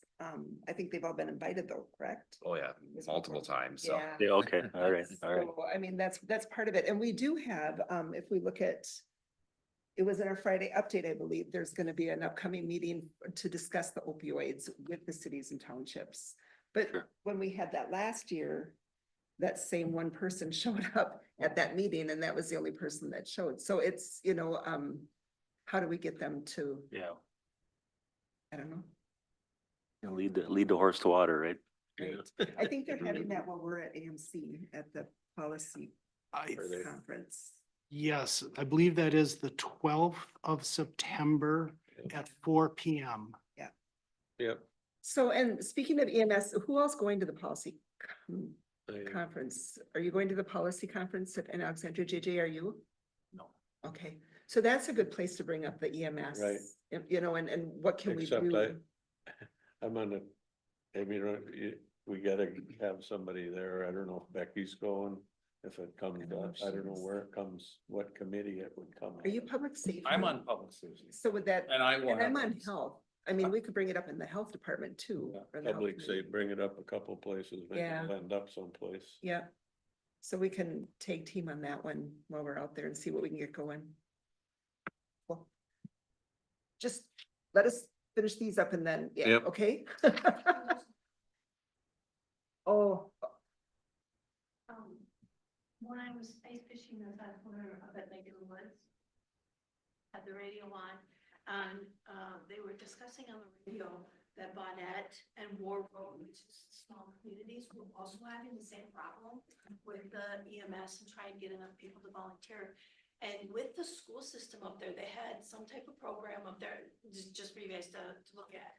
But they had authorized, the board had authorized these youngsters, I think they were as young as 15, 16, pretty young, they couldn't drive an ambulance, but they could ride with, and they were authorizing these people to be able to be paid and to go out on some of these calls so that they had enough people to cover the ambulance services. So, it was just something that I remember hearing on the radio when we were out there. Maybe something for you guys to kind of check into how they were trying to handle something of a similar. I think part of our problem is that they have so many ambulances, and if there's one not in Pine City, then, you know, you might get it from Sandstone and all that kind of stuff. Yeah, they're working, schools are doing it. Yeah. Yeah, and there are a lot of classes going on at the schools too. Yeah, you're right. Yeah, how they were doing it, but they were assigning kids, I want to say kids, younger than my age, I guess, but they were actually getting like on the job training and, you know, trying to get them to be able to move forward, and then, you know, that this would launch them into being able to get some licenses and so forth. And it was a way to be able to fill that void that they needed, but then also give kids the opportunity. I don't know that we have that program set up in our communities, but maybe, or, I don't We'd know. have to check and see if they own their own ambulance services too. Yeah, That's We'll a big check on part. it. I just remember it was a really good opportunity for them to try and fill the void, however they were doing it. That would have been, The district getting them to serve. you know, up in the Baudette area, way up north in the northern. Thank you. Does anybody have any others? I have a couple others. So I went to Community Connect. You guys should really try to go there next year. Our Human Service Department puts on this amazing program. You can do, they were saying they were even giving away walks this year. So they give away pots and pans and dishes, and you can get haircuts. You can get, and the thing that I found when I was there, I thought, oh, they would have like one person doing the haircuts, but they had three, and they were some really good hairstylists. I mean, so it's, you know, they brought in some amazing people. The services that were there they were for the aged people, they were there for the kids, they gave away backpacks full of school supplies. They do an amazing job. And the one thing that when I first walked in is that I found out that the, Pine County Connect website is up and running now, and that's done through Human Services. I was on a Facebook page and a lady was saying that her mother was, she was elderly, I don't remember how old she was. And she was looking to find out ways that she could get rides to the doctor or whatever, because she lived too far away to help her. And our community is amazing. I will just say that a lot of people jumped on and said, give me your number, I can help her, you know, and that type of stuff. But this Community Connect website will lead to a lot of that also, and to help people to see what services there are and what's available. So check out the website. I was on the Human Service Committee the other day, and that's one of the things that we talked about was that we do have that Connect website. And then they talked about the farm to schools for lunches, and we talked about this at our last education meeting that we had with the schools, is that the schools are starting to get in touch with each other to talk about how they can do farm to table with the schools so that they get the local produce instead. Medicine Creek Farm, who was our farm family of the year through Extension, is really big on working with this, and they're bringing a bunch of the farmers together and then all of the people that are in charge of the school kitchens together so that they can talk about how they can all work together to do this. So that was pretty cool that here it was our farm family of the year that's really working on that. Yeah, those are my others. Well, they were good others. They were good others. We have some really cool things going on in our county alone. So we have other upcoming meetings. Does anybody want to take a quick break before we start going on? Let's take 5 and then we'll come back and Becky can join us and we'll start doing our budget conversation. Budget, start budget. Yeah.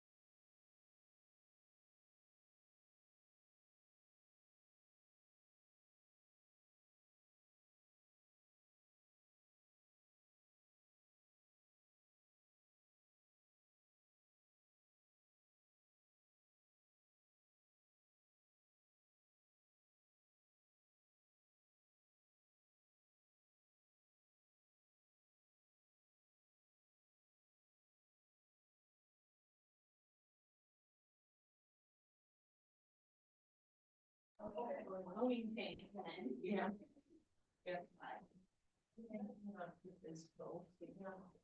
right, we're gonna call the meeting back to order. And we are going to discuss budget with Becky. Yes. Good morning. My name is Becky Foss. I'm the Director of Pine County Health and Human Services. And I am here today to talk about the proposed 2025 budgets for Veteran Services Office, Health and Human Services, the Children's Cabinet, and the opioid lawsuit settlement, projected expenditures for 2025. I know Kelly usually has a slide in the beginning of her presentation that talks about assumptions when building the budget. And so this slide goes through the assumptions that the budget was created with for 2025. So the union agreements are settled for 2025. So we included people's steps and the COLAs increase. That's just something we know. It assumes that we're fully staffed, and we also budgeted a 10% insurance increase. 10% seemed like the right thing to do based on previous years. And in past years, we started out with 0%, and then it was a quick mad scramble at the end of August, usually to find out where we're going to come up with a 10% increase. So it seems wiser to start with a 10% increase, and then if we decrease it later, if that's the decision, we can just run with that then. So I'm going to start with the Veteran Services Office budget. So this is in the general fund. It contains 1.5 FTEs, and you can see the difference in what the budget is for 2024 and what the proposed budget is for 2025. And just some basic assumptions in how I developed the budget. So this is developed with supervisor feedback and also with Mindy's feedback. So there's no surprises in this budget for anybody. The increase is roughly a little over $5,000, and that's really all due to personnel increases. This next slide here just kind of runs through each line item for 2025 and compares it to 2024. I do want to highlight some things, specifically the conference and registration line item that was budgeted for $1,500 for 2024, and the proposed budget is $0. That's just incorporated into the VSO grant expense. So to be clear, we're not taking away any conferences away from the VSOs. It's just billed out a little differently. So we're just streamlining how that's billed out and how that looks in the budget. You can see here, the revenue is very stable. Ever since I've been the Director of Health and Human Services, there's a $10,000 grant that we received from the Minnesota Department of Veterans Affairs. And then we also have people and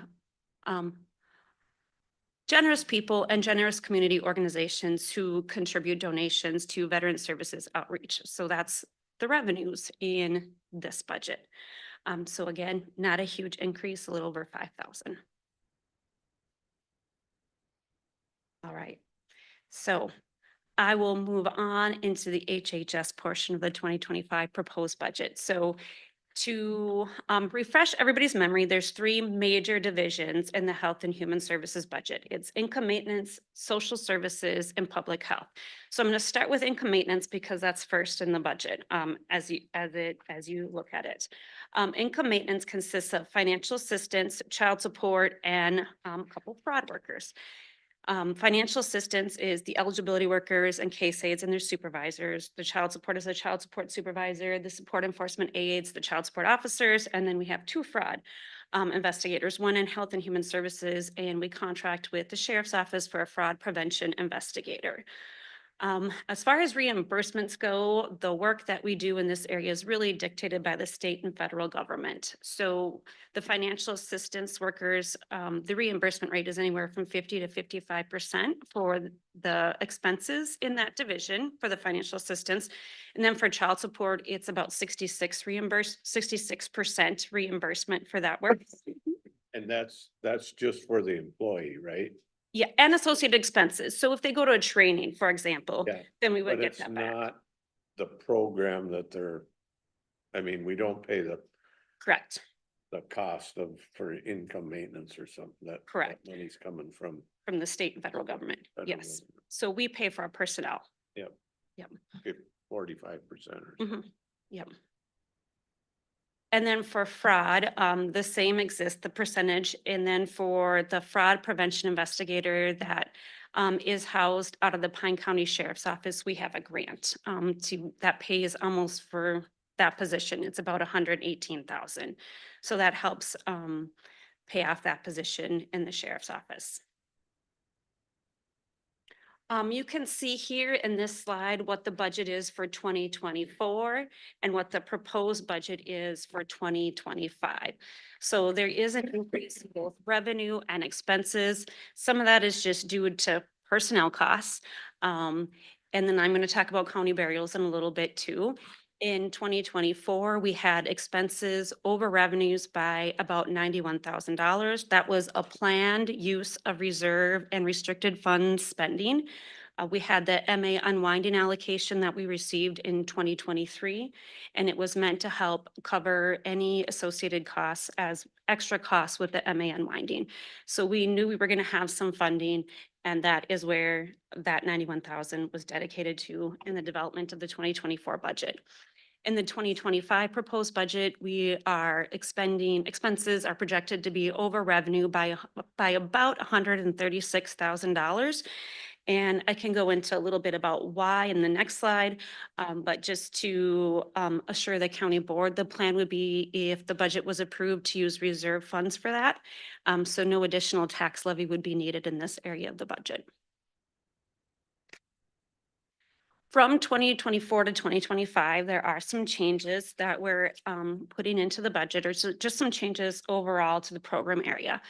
So in over the last year, 12 months, we have gone through something called MA unwinding.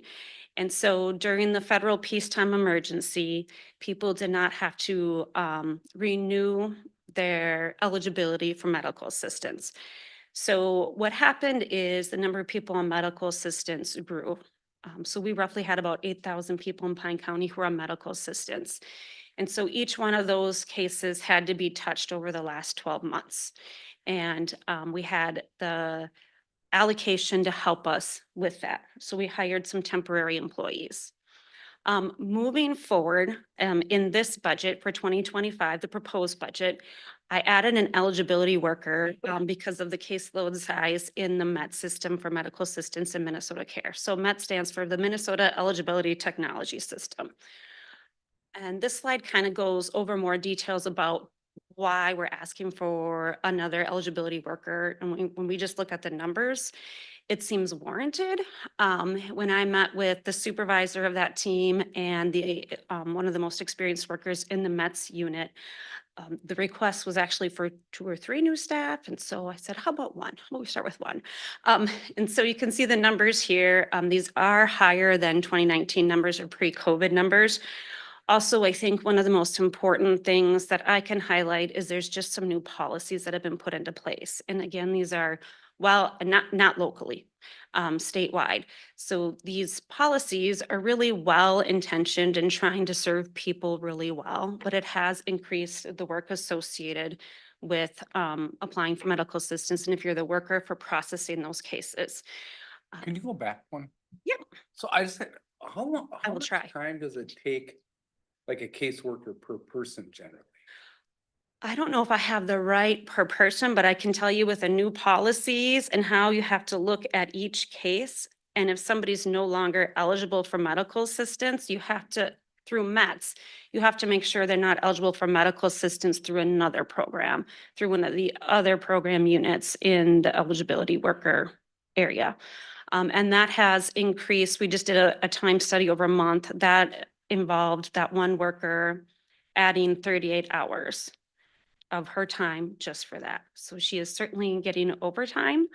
And that's a work week. And I think Commissioner Ludwig, you said it really well during the HHS committee. We don't have an extra week in a month. It's just extra work. And overtime can work for a little while, but you can't sustain that for long periods of time. And then you just have to really look at what's the best way to move forward. Thank you.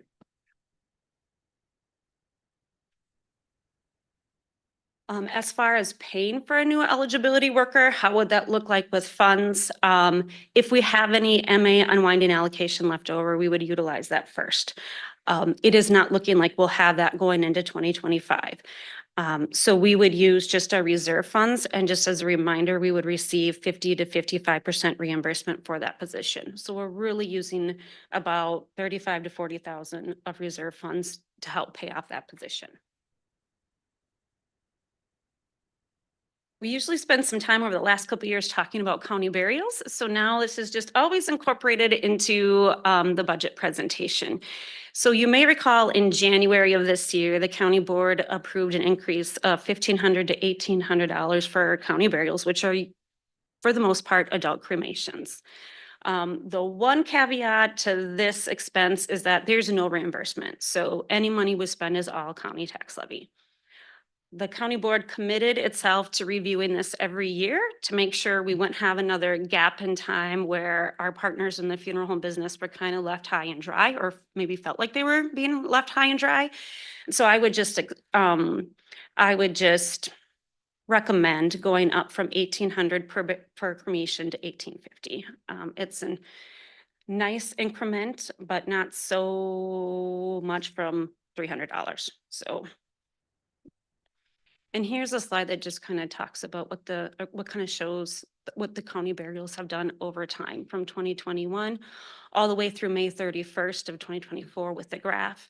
What we're projected to spend in 2024, although I believe that we've had a few better months, so it's probably not going to hit that point. And what we're looking or what we've budgeted for 2025. Any questions on that? All right, next we have social services. So this is the most volatile area of the Health and Human Services budget, and it can be volatile in a good way and volatile in a bad way. So we have in social services, aging and disability services, child and adult protection, child welfare, behavioral health, both for children and adult, and licensing. I would also like to add that this is the area of the budget that contains the out-of-home placements. So this can be very a spendy portion of the budget. And it also contains line items related to adult mental health, including does not meet level of care that we've discussed in previous budget meetings. In this area of the budget, you can see what it looked like in 2024 and what we're proposing for 2025. There is no FTE increase or decrease in this area, so we're staying with what we have as far as numbers. You can see in 2024, we projected that we would need to use a little bit of reserve funds. In 2025, we're projecting not needing any reserve funds, restricted funds, or additional tax levy in this portion of the budget. And there's some really great things going on in this area, and just want to highlight those just a little bit so you can understand how we got to where we're at and why additional tax levy isn't needed for the social services portion.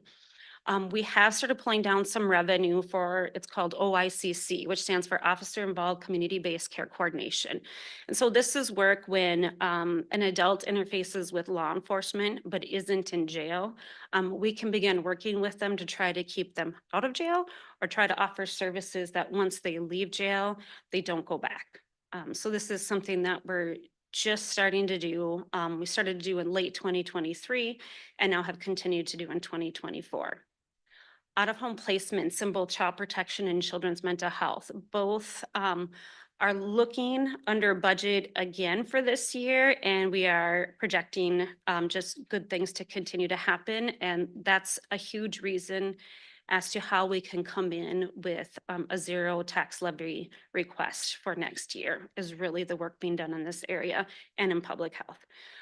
Last year, we were authorized to hire an LICSW, which stands for Licensed Independent Clinical Social Worker, and she's begun taking referrals in July. So that was an internal promotion back in February. And so we are working to make sure people have access to timelier diagnostic assessments and ongoing therapeutic care to hold them over until a local agency can see them. The next few slides are going to just highlight what is going on with our out-of-home placements. So this graph is interesting. 2019 was a pretty rough year. And then we have slowly gone down with a few little ups and increases in 2022. But there's some really great work going on in child protection. So kudos to Beth Jarvis and her crew for really working hard to build relationships with families and allow kids to stay home under safety planning whenever possible. Kind of highlights that work here, and it shows in the budget. The probation placement expenses. So back in 2023, the contracted bed, that contract that we have with ECRJC moved over to the general fund under the probation budget. And so when you see the difference between 22 and 23, part of that is just because some of the funding was scooted over to the general fund. And then you can see here, it's looking like we are projecting under budget for 2024 in this area of out-of-home placements as well. And then keeping it steady for 2025 at 242,000. And I talked about at the HHS committee meeting in probation and child protection, we could probably think about cutting expenses, but the scary thing about doing that is every kiddo in placement in probation is really kind of a budget buster. It's really expensive placements per day, sometimes upwards of $300. So it's probably not wise to cut it too much more. And same with children's mental health. There is also some really great work going on in this area with Barb and her children's mental health crew. You can see what it's looking like we're going to be in 2024 for the end of the year and what we're budgeting for 2025. Pretty steady. And then I want to talk a little bit about revenue because there's some really great work going on with adult mental health and with waivered services. So we are able to bill for a lot of the work that we do in social services, including an adult children's mental health targeted case management. So the workers are great about getting their paperwork done. The supervisors are great at making sure everything is in as necessary. And then we have a great fiscal team that then bills out the work that's being done. And then we get reimbursement. So that's all working really well. And same with the waivered services under Pat's unit.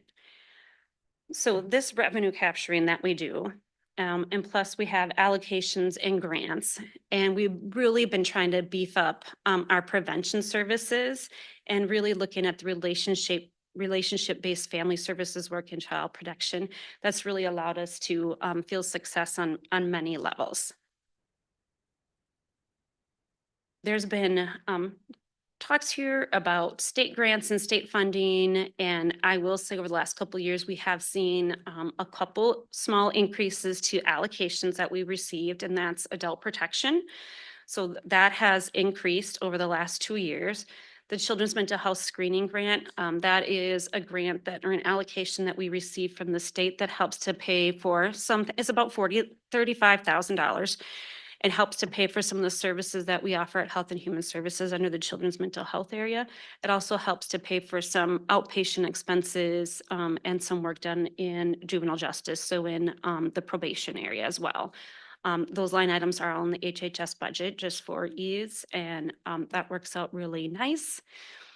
I know the Moose Lake allocation, we've had several conversations about that, Commissioner Ludwig, over the years, and we played defense on that, and that worked well for us, I think. It used to be about 224,000 a year. Yes, right? yes, yeah. What's really nice is that money that Pine County used to get for that now goes to the region. And the regional funding has increased, not decreased. So we still have access to the same amount of funds per year. So that's really nice. So it's just coming in a different form. Yes. Okay. Yes, and we still have to plan for it and budget for it. But we're really grateful for that because with that funding, we were able to bring a contract in-house for the Adult Drop-In Center, the Community Support Program, and we're serving a lot more people that way. That was definitely the right decision to make. There are a couple of new allocations we've received over the last few years. So this year we received the Family First Prevention Services Act. That was about $25,000. And then over the last 2 to 3 years, we've received a child welfare opioid grant that this year was about $20,000. That one goes more up and down as reports come into the child protection system for alleged drug use. So that's kind of, it's just tipsy. It's not super reliable with how much you get. And then over the last 2 years, we received the local homeless prevention aid, and this aid in the work associated with it is contracted out to Lakes and Pines with other counties in the region. So for the local counties, contract with Lakes and Pines to disperse that aid, which is designed to help stabilize housing for families with school-aged children. And again, we talked about the billable revenues that we have in the social services area of the budget that have really helped to put us in a place where we don't have to ask for additional tax levy in 2025. In between the social services budget and the public health budget is a page for the Children's Cabinet or the Children's Collaborative. And the HHS department is the fiscal host for this, for the work that's being done by the Children's Cabinet. The Children's Cabinet is made up of the superintendents of the local school districts, the Pine County Sheriff's Office, Public Health, Human Services, Therapeutic Services Agency, and Lakes and Pines. So together, the Children's Cabinet and SCRED decides how to use the funding that's received. So in state fiscal year 2025, which has already begun, it has approved to pay for transportation coordination for day treatment for TSA. So that's about $8,000 that goes to TSA to continue their great work there. It pays for an early childhood resource coach out of SCRED, and it pays for the cultural community coach that's housed in Hinckley Finlayson. A shout out to the group here because the cultural community coach was the brainchild of the county originally under probation director Terry Fawcett. And then that was moved under the Children's Cabinet, which had a source of funding that could be used. Moving on to public health, you can see here the revenue and expenses listed out for 2024 next to 2025. And so we are projecting a deficit, and it's actually really not a deficit. So we have restricted funds that we have to use next year for McVie and the Sauer Family Foundation grant. So the deficit that you see is really just a planned use of restricted funds that cannot be used to pay off anything else. Some of the work that's done in public health is phenomenal. So I'm excited to show this slide. I talk a lot about our child protection placement numbers decreasing, and there's a lot of reasons behind that. You're going to see some slides about the Family Resource Center, but this one, I'm so proud of this. So we have a family home visiting team, and they utilize an evidence-based family home visiting program. And you can see here, Pine is one of about one of 8 counties in the state with the highest number of families served through the program. It's totally voluntary on the part of families if they want to access family home visiting. But studies show and the evidence shows that if you can provide these services to families when they're young, you can help them avoid deeper end systems later on and deeper end services and reduce the likelihood of trauma and neglect for children. So it's just a really exciting thing to note and to see that this great work is happening here in Pine County. How many people are on that team? 3. Wow, 3 people serve 65 to 80 families. Yeah. That's incredible. Yeah. And there's one who also does some, she's probably maybe about 0.5, so maybe 3.5 FTEs, but she does other work too, in addition to family home visiting.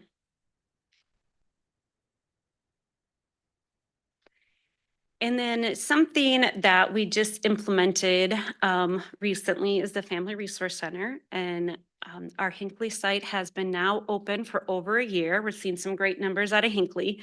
The Sandstone site at the library is approaching our 1-year milestone. And just again, a note that the Sauer Family Foundation grant will pay for 2025 expenses.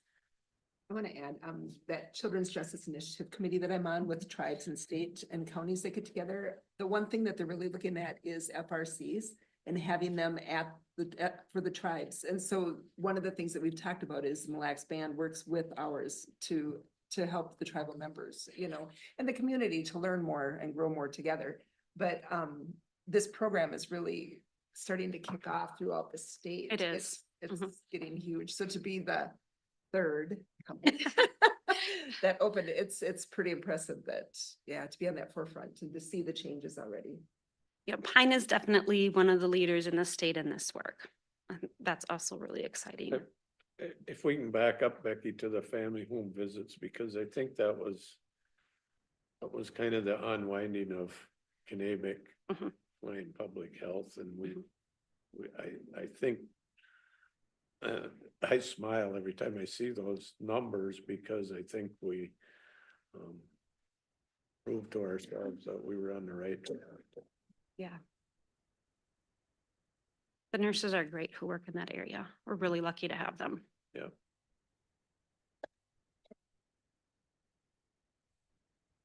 Here are the numbers for the Family Resource Center through the end of June. And you can see here, it's just growing. New people are coming in every month, which is really exciting. More people are hearing about it. And what we're seeing is that this is, again, a prevention service, front end loaded, so that hopefully people can stay out of our deeper end systems. So when we put the entire HHS budget together, you can see what it looked like in 2024 for revenues and expenses. And you can see it compared to the 2025. So the bulk of the increases really is personnel costs. The total expense over revenue is a little over $293,000. But we are planning on using reserves and restricted funds, so no additional tax levy is still needed. I should have put the word additional. But that is moving forward, that's what we are projecting for 2025. I do want to add that I know Kelly has had some conversations in her budget presentation about a 0.5 grants coordinator position. So the other 0.5 would come out of the Health and Human Services budget. We have purposely, when I say we, Kelly and I, have purposely left a position vacant in the HHS fiscal world, just to kind of see what was really needed. And so I think both the county and HHS would benefit from having a grants coordinator position. What would likely happen with that, if that's something that's approved by the county board, is because that position, the backfill of that position is still included in my budget. Some of that funding that I have would just be shifted over to the general fund. So tax levy would go from Health and Human Services to the general fund to help offset a portion of that cost of that position. A half of it. Do we capture revenue from that position also? If it's, so yes, so it's a complicated answer, but the bottom line is yes. If it's a 0.5 HHS, so we would get some reimbursement for that. And also if it's a 0.5 for the county, you can often claim a 10% indirect allocation for grants. So there would be funding sources across both of our departments. That's money that we save because we received the grants. Mhm. Yeah. Which is And then- huge. And then at audit time, we have a better chance of being successful. Yeah, and so if it wasn't clear in Kelly's presentation, I think the point Becky is making that this is a vacant position that is proposed to be repurposed and then the funding realigned. But it's not, if you just look at total FTE count, it would not add to the total FTE count. Are you including that person in your 25 budget? Yes. Or the backfill, whatever the backfill would be. So yes. And if you remember the transition that we did in the public or in the Health and Human Services accounting, we restructured that to fall under Kelly's portfolio because it's really accounting work. And so after some time with that, it was determined they don't need another accounting technician position, but a grant coordinator position countywide would be very beneficial.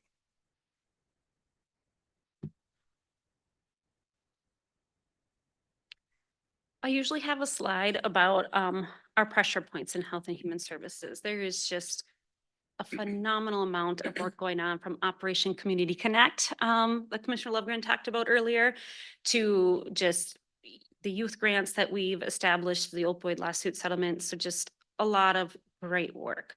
One of our pressure points continues to be technology.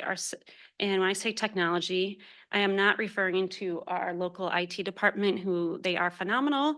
I am talking about the state technology platforms that we are required to use every day. They're super painful and slow. And it just adds a lot of time to the work that we're doing, and it takes away valuable time from actually serving our clients and serving the community. So I know Commissioner Lovegren has really led the way and paved the way on trying to make some changes, and that's exciting. But the changes cannot come soon enough, because every day when you're at the local level doing the work, it's painful. So the sooner we can have those changes, the better. I will say MA unwinding over the last year was very challenging. And as reference, there are some forever changes to how we do the work, and that puts more burden on staff, which is why we're asking for an FTE in the eligibility section.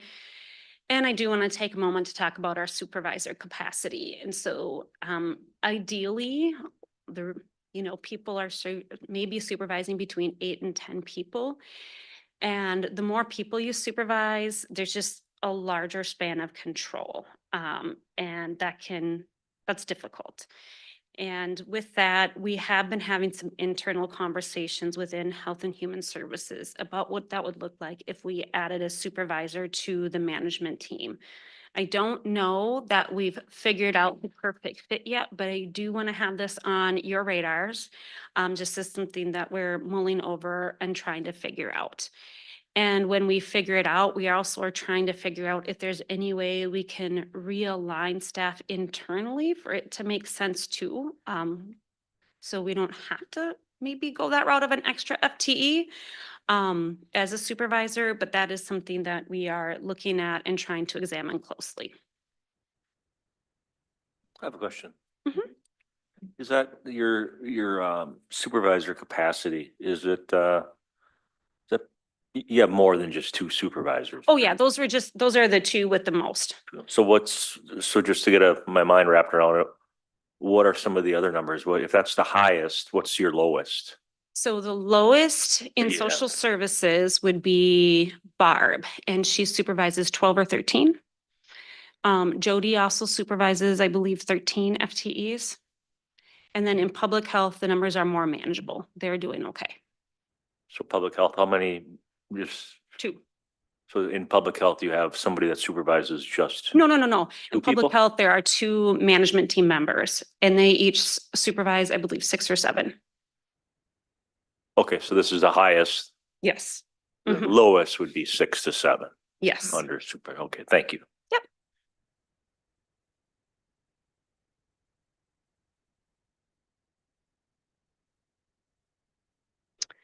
And just as a friendly reminder, so this proposed budget makes some basic assumptions. It assumes that there's a 10% increase in health insurance.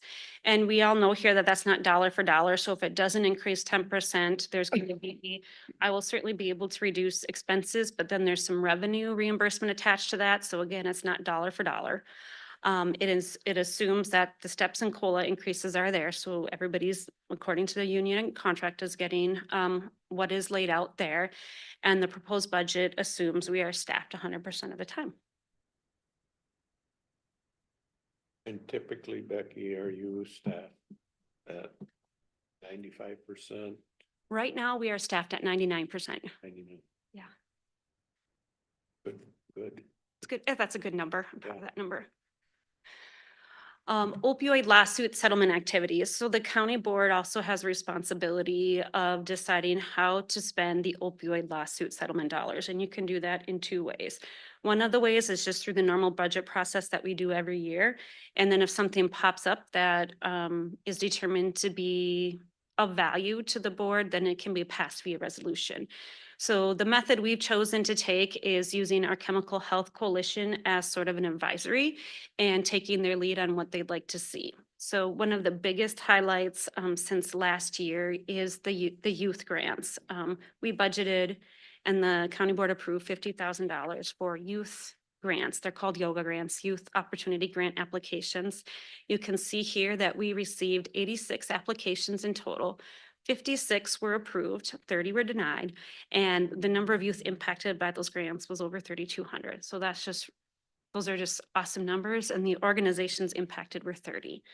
And there's a lot of work that goes into that for those individuals who are reviewing the grants. And I think if they had their way, they would approve every single one, but that's not always feasible. Well, and they're almost out of money too, aren't they? Yep, yep. So you have it, yeah. 3,200 youth. How many youth do we have in our county? More than that. We must have half of all of our youth Yeah. involved in some way or another. Yeah, which is what it's designed to do, and making sure they're connected with healthy activities and adults, creating meaningful relationships with adults in their lives who may be coaches, maybe teachers, maybe a club advisory member. So that's really exciting to see how we've been able to help build that. And that's one of the things that is actually helps to prevent the use and misuse of substances, is really creating opportunities for youth to become engaged in their communities. So moving into 2025, this is what we know of right now. What we would like to propose is another 50,000, sorry, for yoga grants for 2025. $10,000 for potential jail outreach or certified peer outreach. So that's something we've also discussed at the Chemical Health Coalition.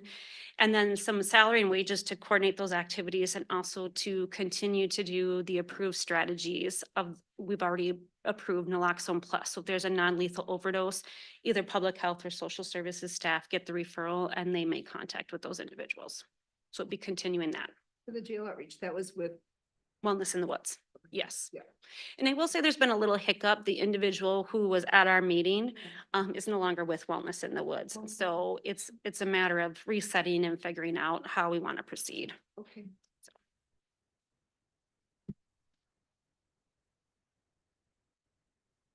And that's what I have for you today. Are there any questions? Thanks, Beck. Hey, thanks. Thank you. Very much. Very well done. So Steve, Yeah. based on my internet research, there are about 5,600 youth under 18 in the Pine County. So Becky, you hit a good number of them. You got Yeah. more than 50%. Yeah. Thanks, David.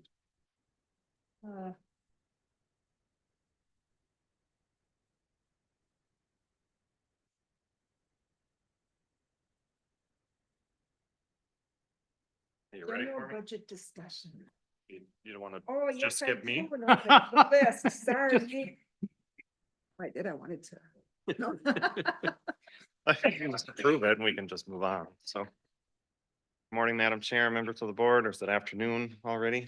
Ryan Fidel, Pine County IT Manager. Going over the 2025 budget proposal for IT. You should have this information in your packet. It's just a couple extra pages. So there are three main spending areas for IT. They are personnel, services and maintenance, hardware and software. Our hardware and software services and maintenance, they used to be roughly the same. Right now, we're at 48% of our total budget is for maintenance agreements and 11% is for hardware. In 2020, with the CARES Act dollars, we're able to take care of a lot of hardware projects. And so now we're just paying for a lot of those maintenance agreements. And just, we have a computer replacement schedule and just some other things with hardware, but we are not purchasing as many things anymore as we are just maintaining how we're doing business. So our main increases in our 6311, we have 59,565, which is a 16% increase. Mainly these are maintenance increase costs for our tax and CAMA system, our CrowdStrike, our Kronos for payroll, our phone system support. Basically, everything is going up, just like everything else in the world. Everything's costing between 5 and 10% more. To do all payroll now on Kronos. That is the plan at the first of the year. Right? Yep. Yep. So with the additional payroll modules, there was an increase. And so to do all the payroll inside of Kronos, we had to purchase some extra things so that Jackie's able to get that all up and running with Cassie. So that come first of the year, we're good to go. So So it's just little things like this. The one thing that's in here is our Office 365 spam filter. That's a new addition. I do have a placeholder number in there, which hopefully it will be less than the placeholder number. I'm still waiting for final numbers. So hopefully that can decrease some of this increase with that. However, we've just been absolutely bombarded by phishing emails and malware. It has just gotten to the point where our current one was not managing it as well. And so our new one that we're trialing right now utilizes AI to capture a little bit more of those extra phishing emails that are been getting through. So hopefully we can capture these and stop having as much phishing emails as we're getting. So So any idea how many more you're catching with the new? the numbers that we saw for 1 week, there was 120 phishing emails and we blocked only half of them with our current spam filter. So we let about 50 through that were delivered to the mailbox of the users, which when we go live with this, those will be blocked. So that was just 1 week. So we're only catching about half. And any one of those could cause the data breach or issues with the computers. So anything extra that we can kind of, get in front of before users have the ability to click is good. So Has anybody else been getting spam emails Yeah. lately? They're crazy. I tell you, some are pretty doggone creative. I know. they're getting better. So, They're using AI too. No. Yeah. Sorry, Ryan. yep, no worries. So Not the guy from Ethiopia anymore. Still could be, but yeah. So that's kind of the increases for our kind of our maintenance things that we pay for. In our 6262 line item, we have a $16,000 increase, which is the MCCC. They've obviously raised a few prices on some of their programs. I don't pay for every program from the MCCC. I think if you look through probation's budget, they have their portion of their program CSTS. The attorney's department pays for their MCAPs, but kind of the collective MCCC stuff comes to me. And there was just, again, a handful of increases, but when you pay for 10 different things, it just kind of adds up. And then our personnel increase, 10% health insurance increase over 2024. So obviously those numbers are there. We have one decrease. I was able to decrease in our hardware and software about $1,000. We were going to have more of a decrease. We had budgeted extra money for the sheriff's department's computer rotation because they have so many computers that usually then the next year we would have less computers. However, we need a new replication server at our DR offsite. So I moved those kind of savings to that item moving forward. So then hopefully next year we could have even more of a decrease. However, Kelly and I need to figure out how to pay for her department's computers. So that might be where we're able to find some of this money. So, so there's a few things in place still that aren't finalized, and hopefully, as we kind of sharpen the pencils around here, I can get this budget down a little bit more. But that does end up with a total increase of $107,959, or a 10% increase over 2024. So we are able to leverage other funds except for the Recorder's Tech Fund this year and for 2025. In ARPA, we have $75,511 that's set aside for software. That's also another avenue we could use for Kelly's computers. And obviously your budget discussion on balancing the budget with any of the remaining ARPA funds. And then Fund 43, which is the technology fund. Historically, we were putting in 100,000 before COVID. Obviously, with all the CARES Act funds that we got, we were able to take care of many projects with that. But before that, we paid for the sheriff's RMS project and the squad and body cams. So we've got one project that's about $300,000 that's waiting, and we haven't started that. But the budget that we are asking for is $75,000 for 2025. So, and then the numbers are that for there. So overall, that should be everything. Are there any questions? I guess you did an amazing job. Perfect. Thank you. Awesome. Thanks you, everybody. Thank you.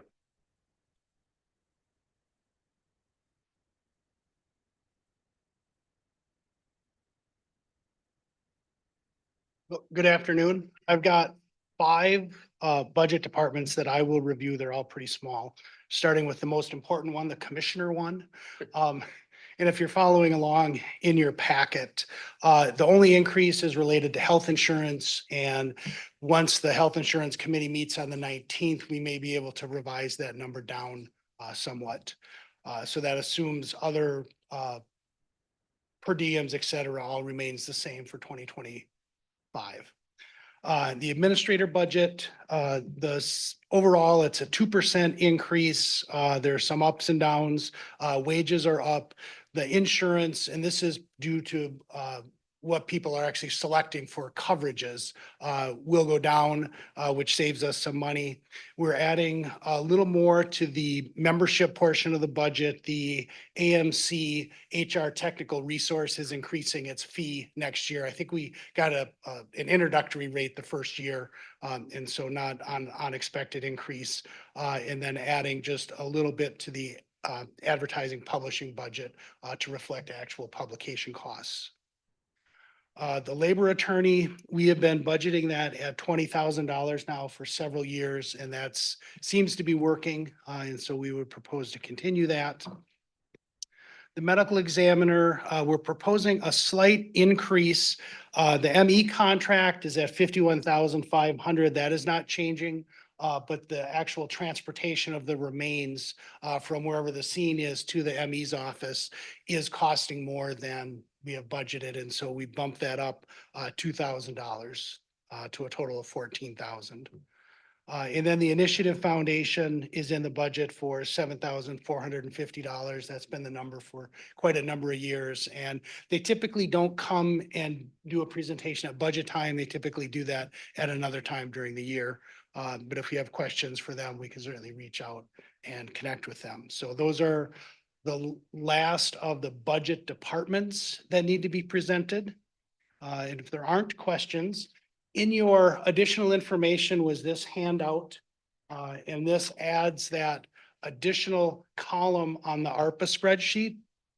And it really, that available column makes, I guess it doesn't make some assumptions, it just does some math that says, if you were to do this, this is what would be available. And so I can run through those. And so for the jail project, we had $870,000 on the initial allocation. We've spent just under 39,000. Rod is in the process of purchasing a body scanner, which would be 165,000. And so if you were looking at funds that weren't actually committed to be spent by the end of the year, you come up with that $666,000. The housing rehab, there's just under $30,000 that is not planned to be spent. On the broadband grants, there was the initial allocation of $650,000. We never allocated 50,000 of it. We were holding that in reserve in case we needed to do something. We would have those funds. And then we have committed $75,000 to SCI as a match to their grant that they are that they've applied for. And you may recall ECE was here a while ago to ask for 143,000 for their grant that's in right now. We also, with ECE, their initial allocation, they still had $143,000 that they have not formally asked for. And so if you wanted to take that money back, that's why there's that 143,000 in the available column. The Starwire project never came to fruition, and so that $200,000 is available. The Mille Lacs Band of Ojibwe, we had put out a $100,000 for them. They've never returned the contract to us. And so they've not spent any of the money. The contract requires it be spent by the end of this year. So our assumption is that they're not doing that project. Becky had reached out to their program person a couple of times over, the last several months and had not heard back. And so she is in the process of reaching out to Stanley, who is the primary contact under the contract, but that we could end that contract since we never got a signed copy back and recapture those $100,000. The sheriff's office, there was kind of a laundry list of things that the sheriff had used that $92,000 for. There's 15,000 of it unspent. Ryan mentioned, I think that $75,000 that in his presentation of ARPA money that could be potentially used. And so that's showing here on the spreadsheet. The U of M Community Mental Health, they did not spend $20,000 in the first month of the contract, and it's on a monthly basis. And so we think we could recall those funds. And so if you add that all up, it comes out to just shy of $1.3 million. And so you can do, your own arithmetic. If you say, no, we need to spend that money because we want to use it for those purposes, we could certainly do that. And then the total would just reduce accordingly. Then that last line, there's this local assistance and tribal consistency fund. That was part of the original ARPA law. We've had this $100,000 sitting on designated. That certainly is available for designation as a way to put towards the 2025 budget. Questions on the Yes. ARPA? So what happens? I mean, how long before someone can say, I want to come in and apply for something and get a contract? We would still have to approve that, right? A deal with Yes. somebody. Yeah, to spend the ARPA money? Yes, but all of it would have to be contracted for by the end of the year. Right. So we would have to have someone to come in and plead with us to do something or approach us to do some work. Okay. So some of these are coming from we're set aside for departments that are gonna, in their budget anyway, had a budget request to spend X amount of dollars. I don't think that's the case, which Well, the IT budget. that, so that $75,000, that was sort of when we went through and scraped, maybe it was the first quarter of this year or the end of last year, we had some unspent money. We just put it there. Yeah, And but maybe I didn't ask my question right. Ryan just came in and asked for $110,000.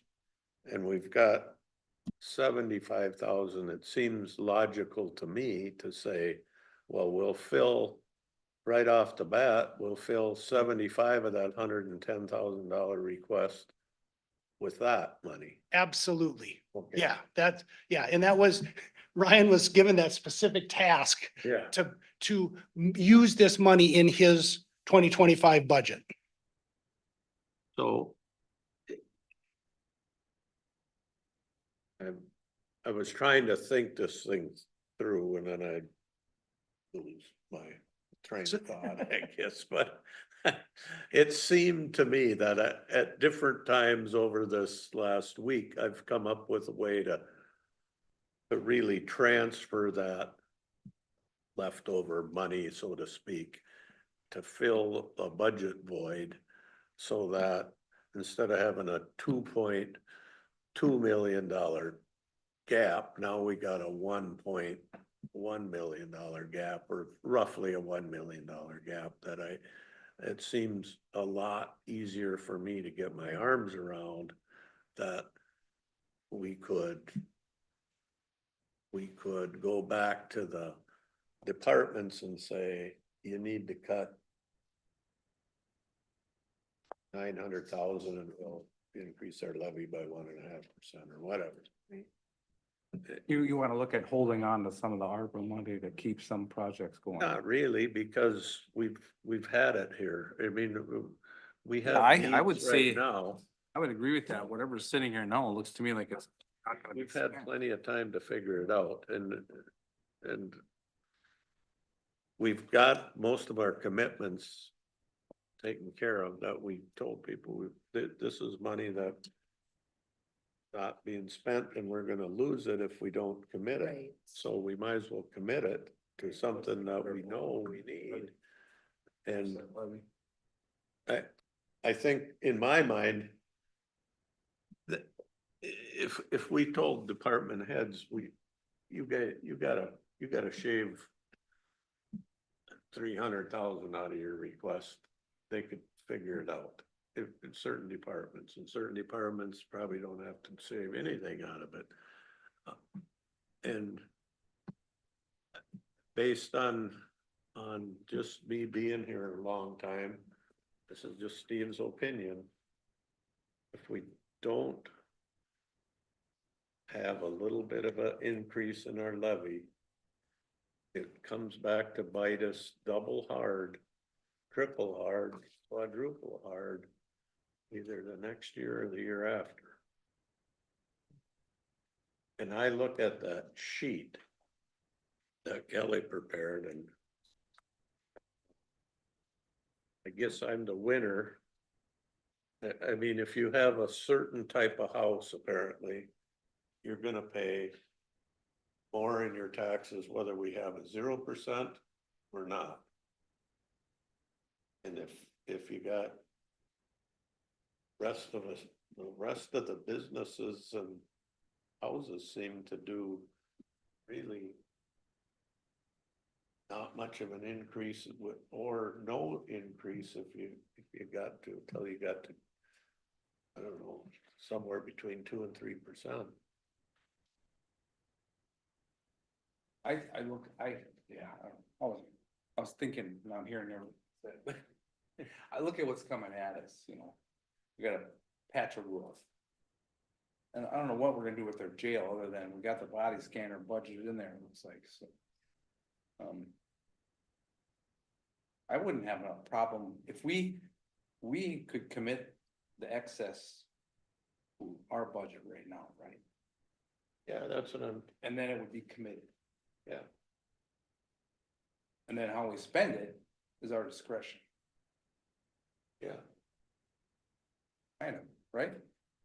So we have to assign it to. Right, sort of. So by December 31st, 2024, it has to be under contract. However, I think if you told us we need to find contracts at the tune of whatever the dollar amount is and specifically commit it to that, we could do it. Contracts to pay for things in the 2025 budget. Right, That's what I'm saying. yeah. So if we committed it, but I'm not saying that department gets everything they ask for in this process, because we still have to go through that process. I think that's what I meant to say. Yeah. Is that we're not writing a blank check to everybody's request. We're saying we understand there's needs over and above last year's budget. Mm-hmm. And let's use these funds first, I agree. because we got 'em. Last year we had that special grant from the state for sheriff's, you know, and so I think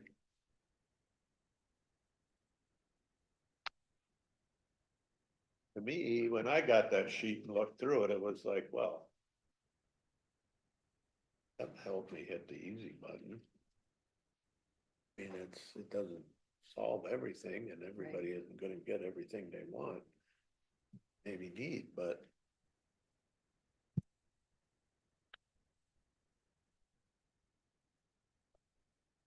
So does anybody have any questions if we take the money that's available and say, okay, we've got $1,399,828, we want to reallocate that and have them come up with having that put on, I don't want to say contracts, not contracts. Right. Committed in the. but yeah, to committed commit it. into the budget Yeah. somehow. Yeah, so we're all set on that. Is there anything that you can see on here that you don't think should be put into that pile or into that pot? What was that question? Do you think that there's anything over here in the available money that you don't think should be put into that pot?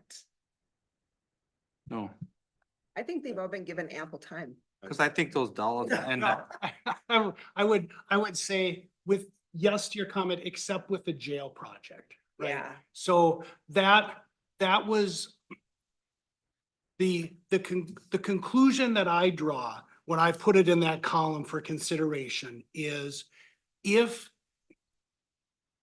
it's just a recognition that we can't fund significant capital improvements, whether they're roofs or buildings or significant remodels, without incurring debt unless we're gonna hit the taxpayer or current programs harder than it seems like they should be hit.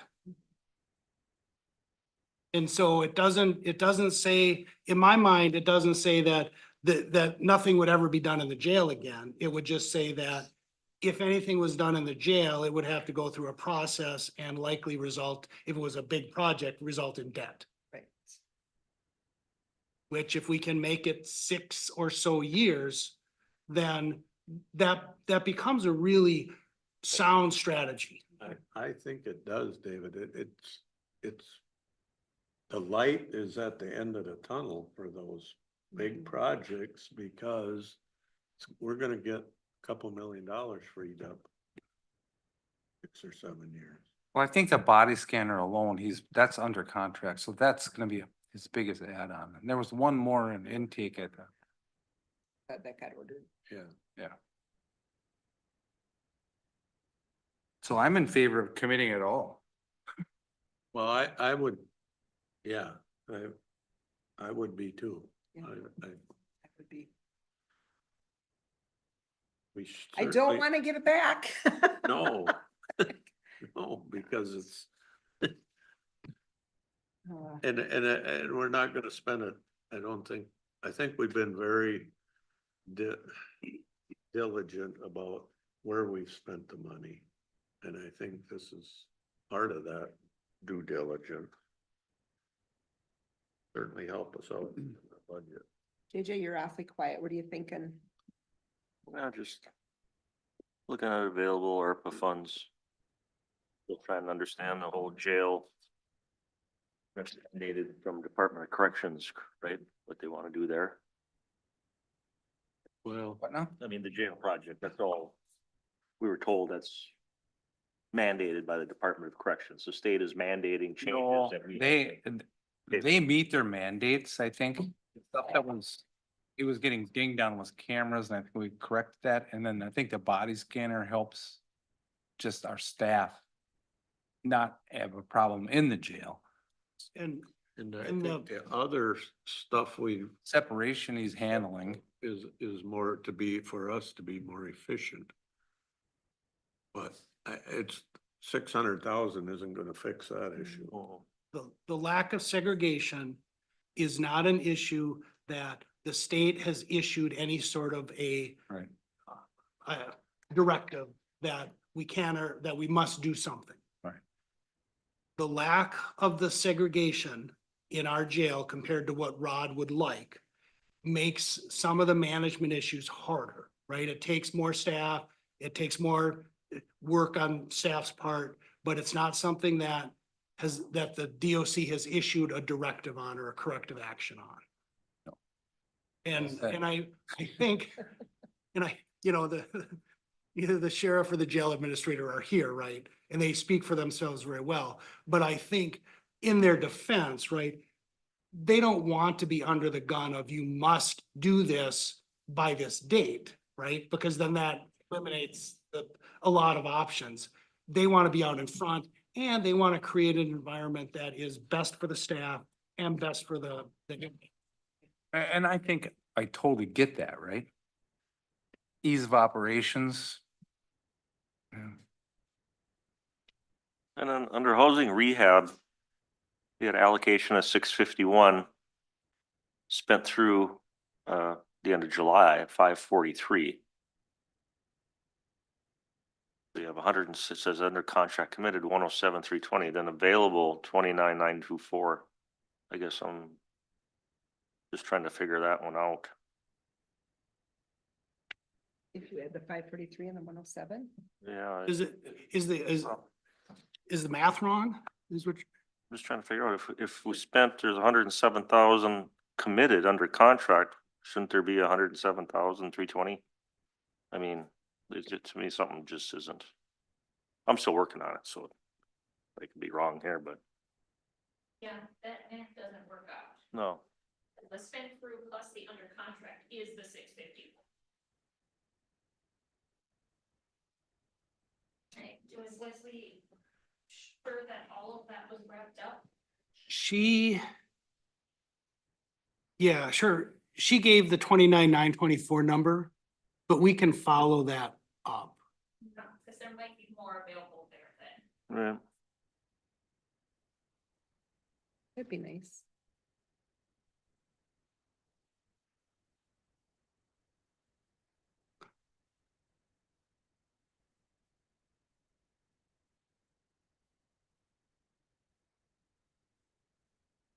Oh, so when you look at that Excel spreadsheet, that 107,320 is unspent. Okay, so that 29,924 probably just needs to come out of that 107. Yeah. Does that make sense? So if you take 107,320 minus 29,924, that's the actual number that should be under contract. 77,396. Thank you. That should be what over there? 77,396.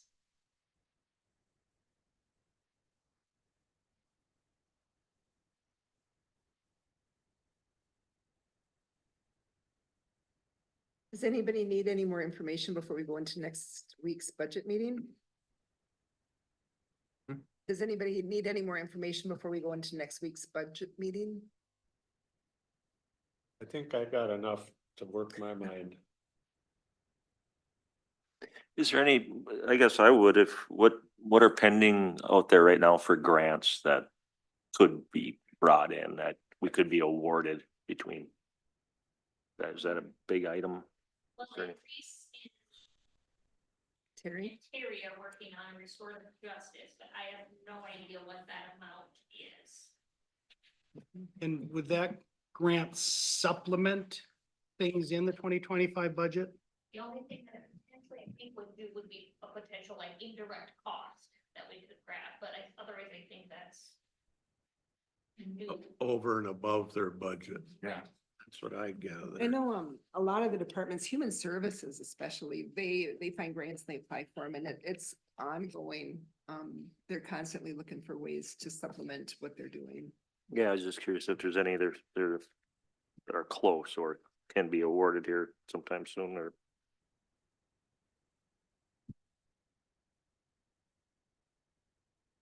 I think with ECE, I don't know if there's any grants coming up where EC could even apply at this point to be done by December. I don't know. I haven't heard of any. So the short-term goal by the end of September is you need a preliminary property tax levy number. And so that will be the focus of the next budget discussion at the regular meeting. Is that gonna be our second meeting then, right? What is that? Are we having one next week? Next Tuesday, yeah. Oh, we do have one next. Special meeting Tuesday, September 10th at 9 a.m. Here. I'm believing it. The 17th. The 10th. Huh? The 10th, there's a special meeting. Yeah, at 9 o'clock here. Oh, I know, but I'm saying when we approve the preliminary levy at the board, that'll be the second meeting then? Yes, Great. Yeah, yes. we can be ahead of it. And we don't do it often, but we could. Set it higher than we're gonna end up with. Still working through some of this stuff. Can't. We could be like everybody else, are you saying? Yeah, everybody else sets it at 5%, settles at 3%. Right. All right. Well, we all have a lot of stuff to study for next Tuesday, so that we're ready. You got your upcoming meetings to boot. There's a lot of them. Have a great rest of your day. It was quite a bit. You know. Thanks, everybody. Have a good meeting.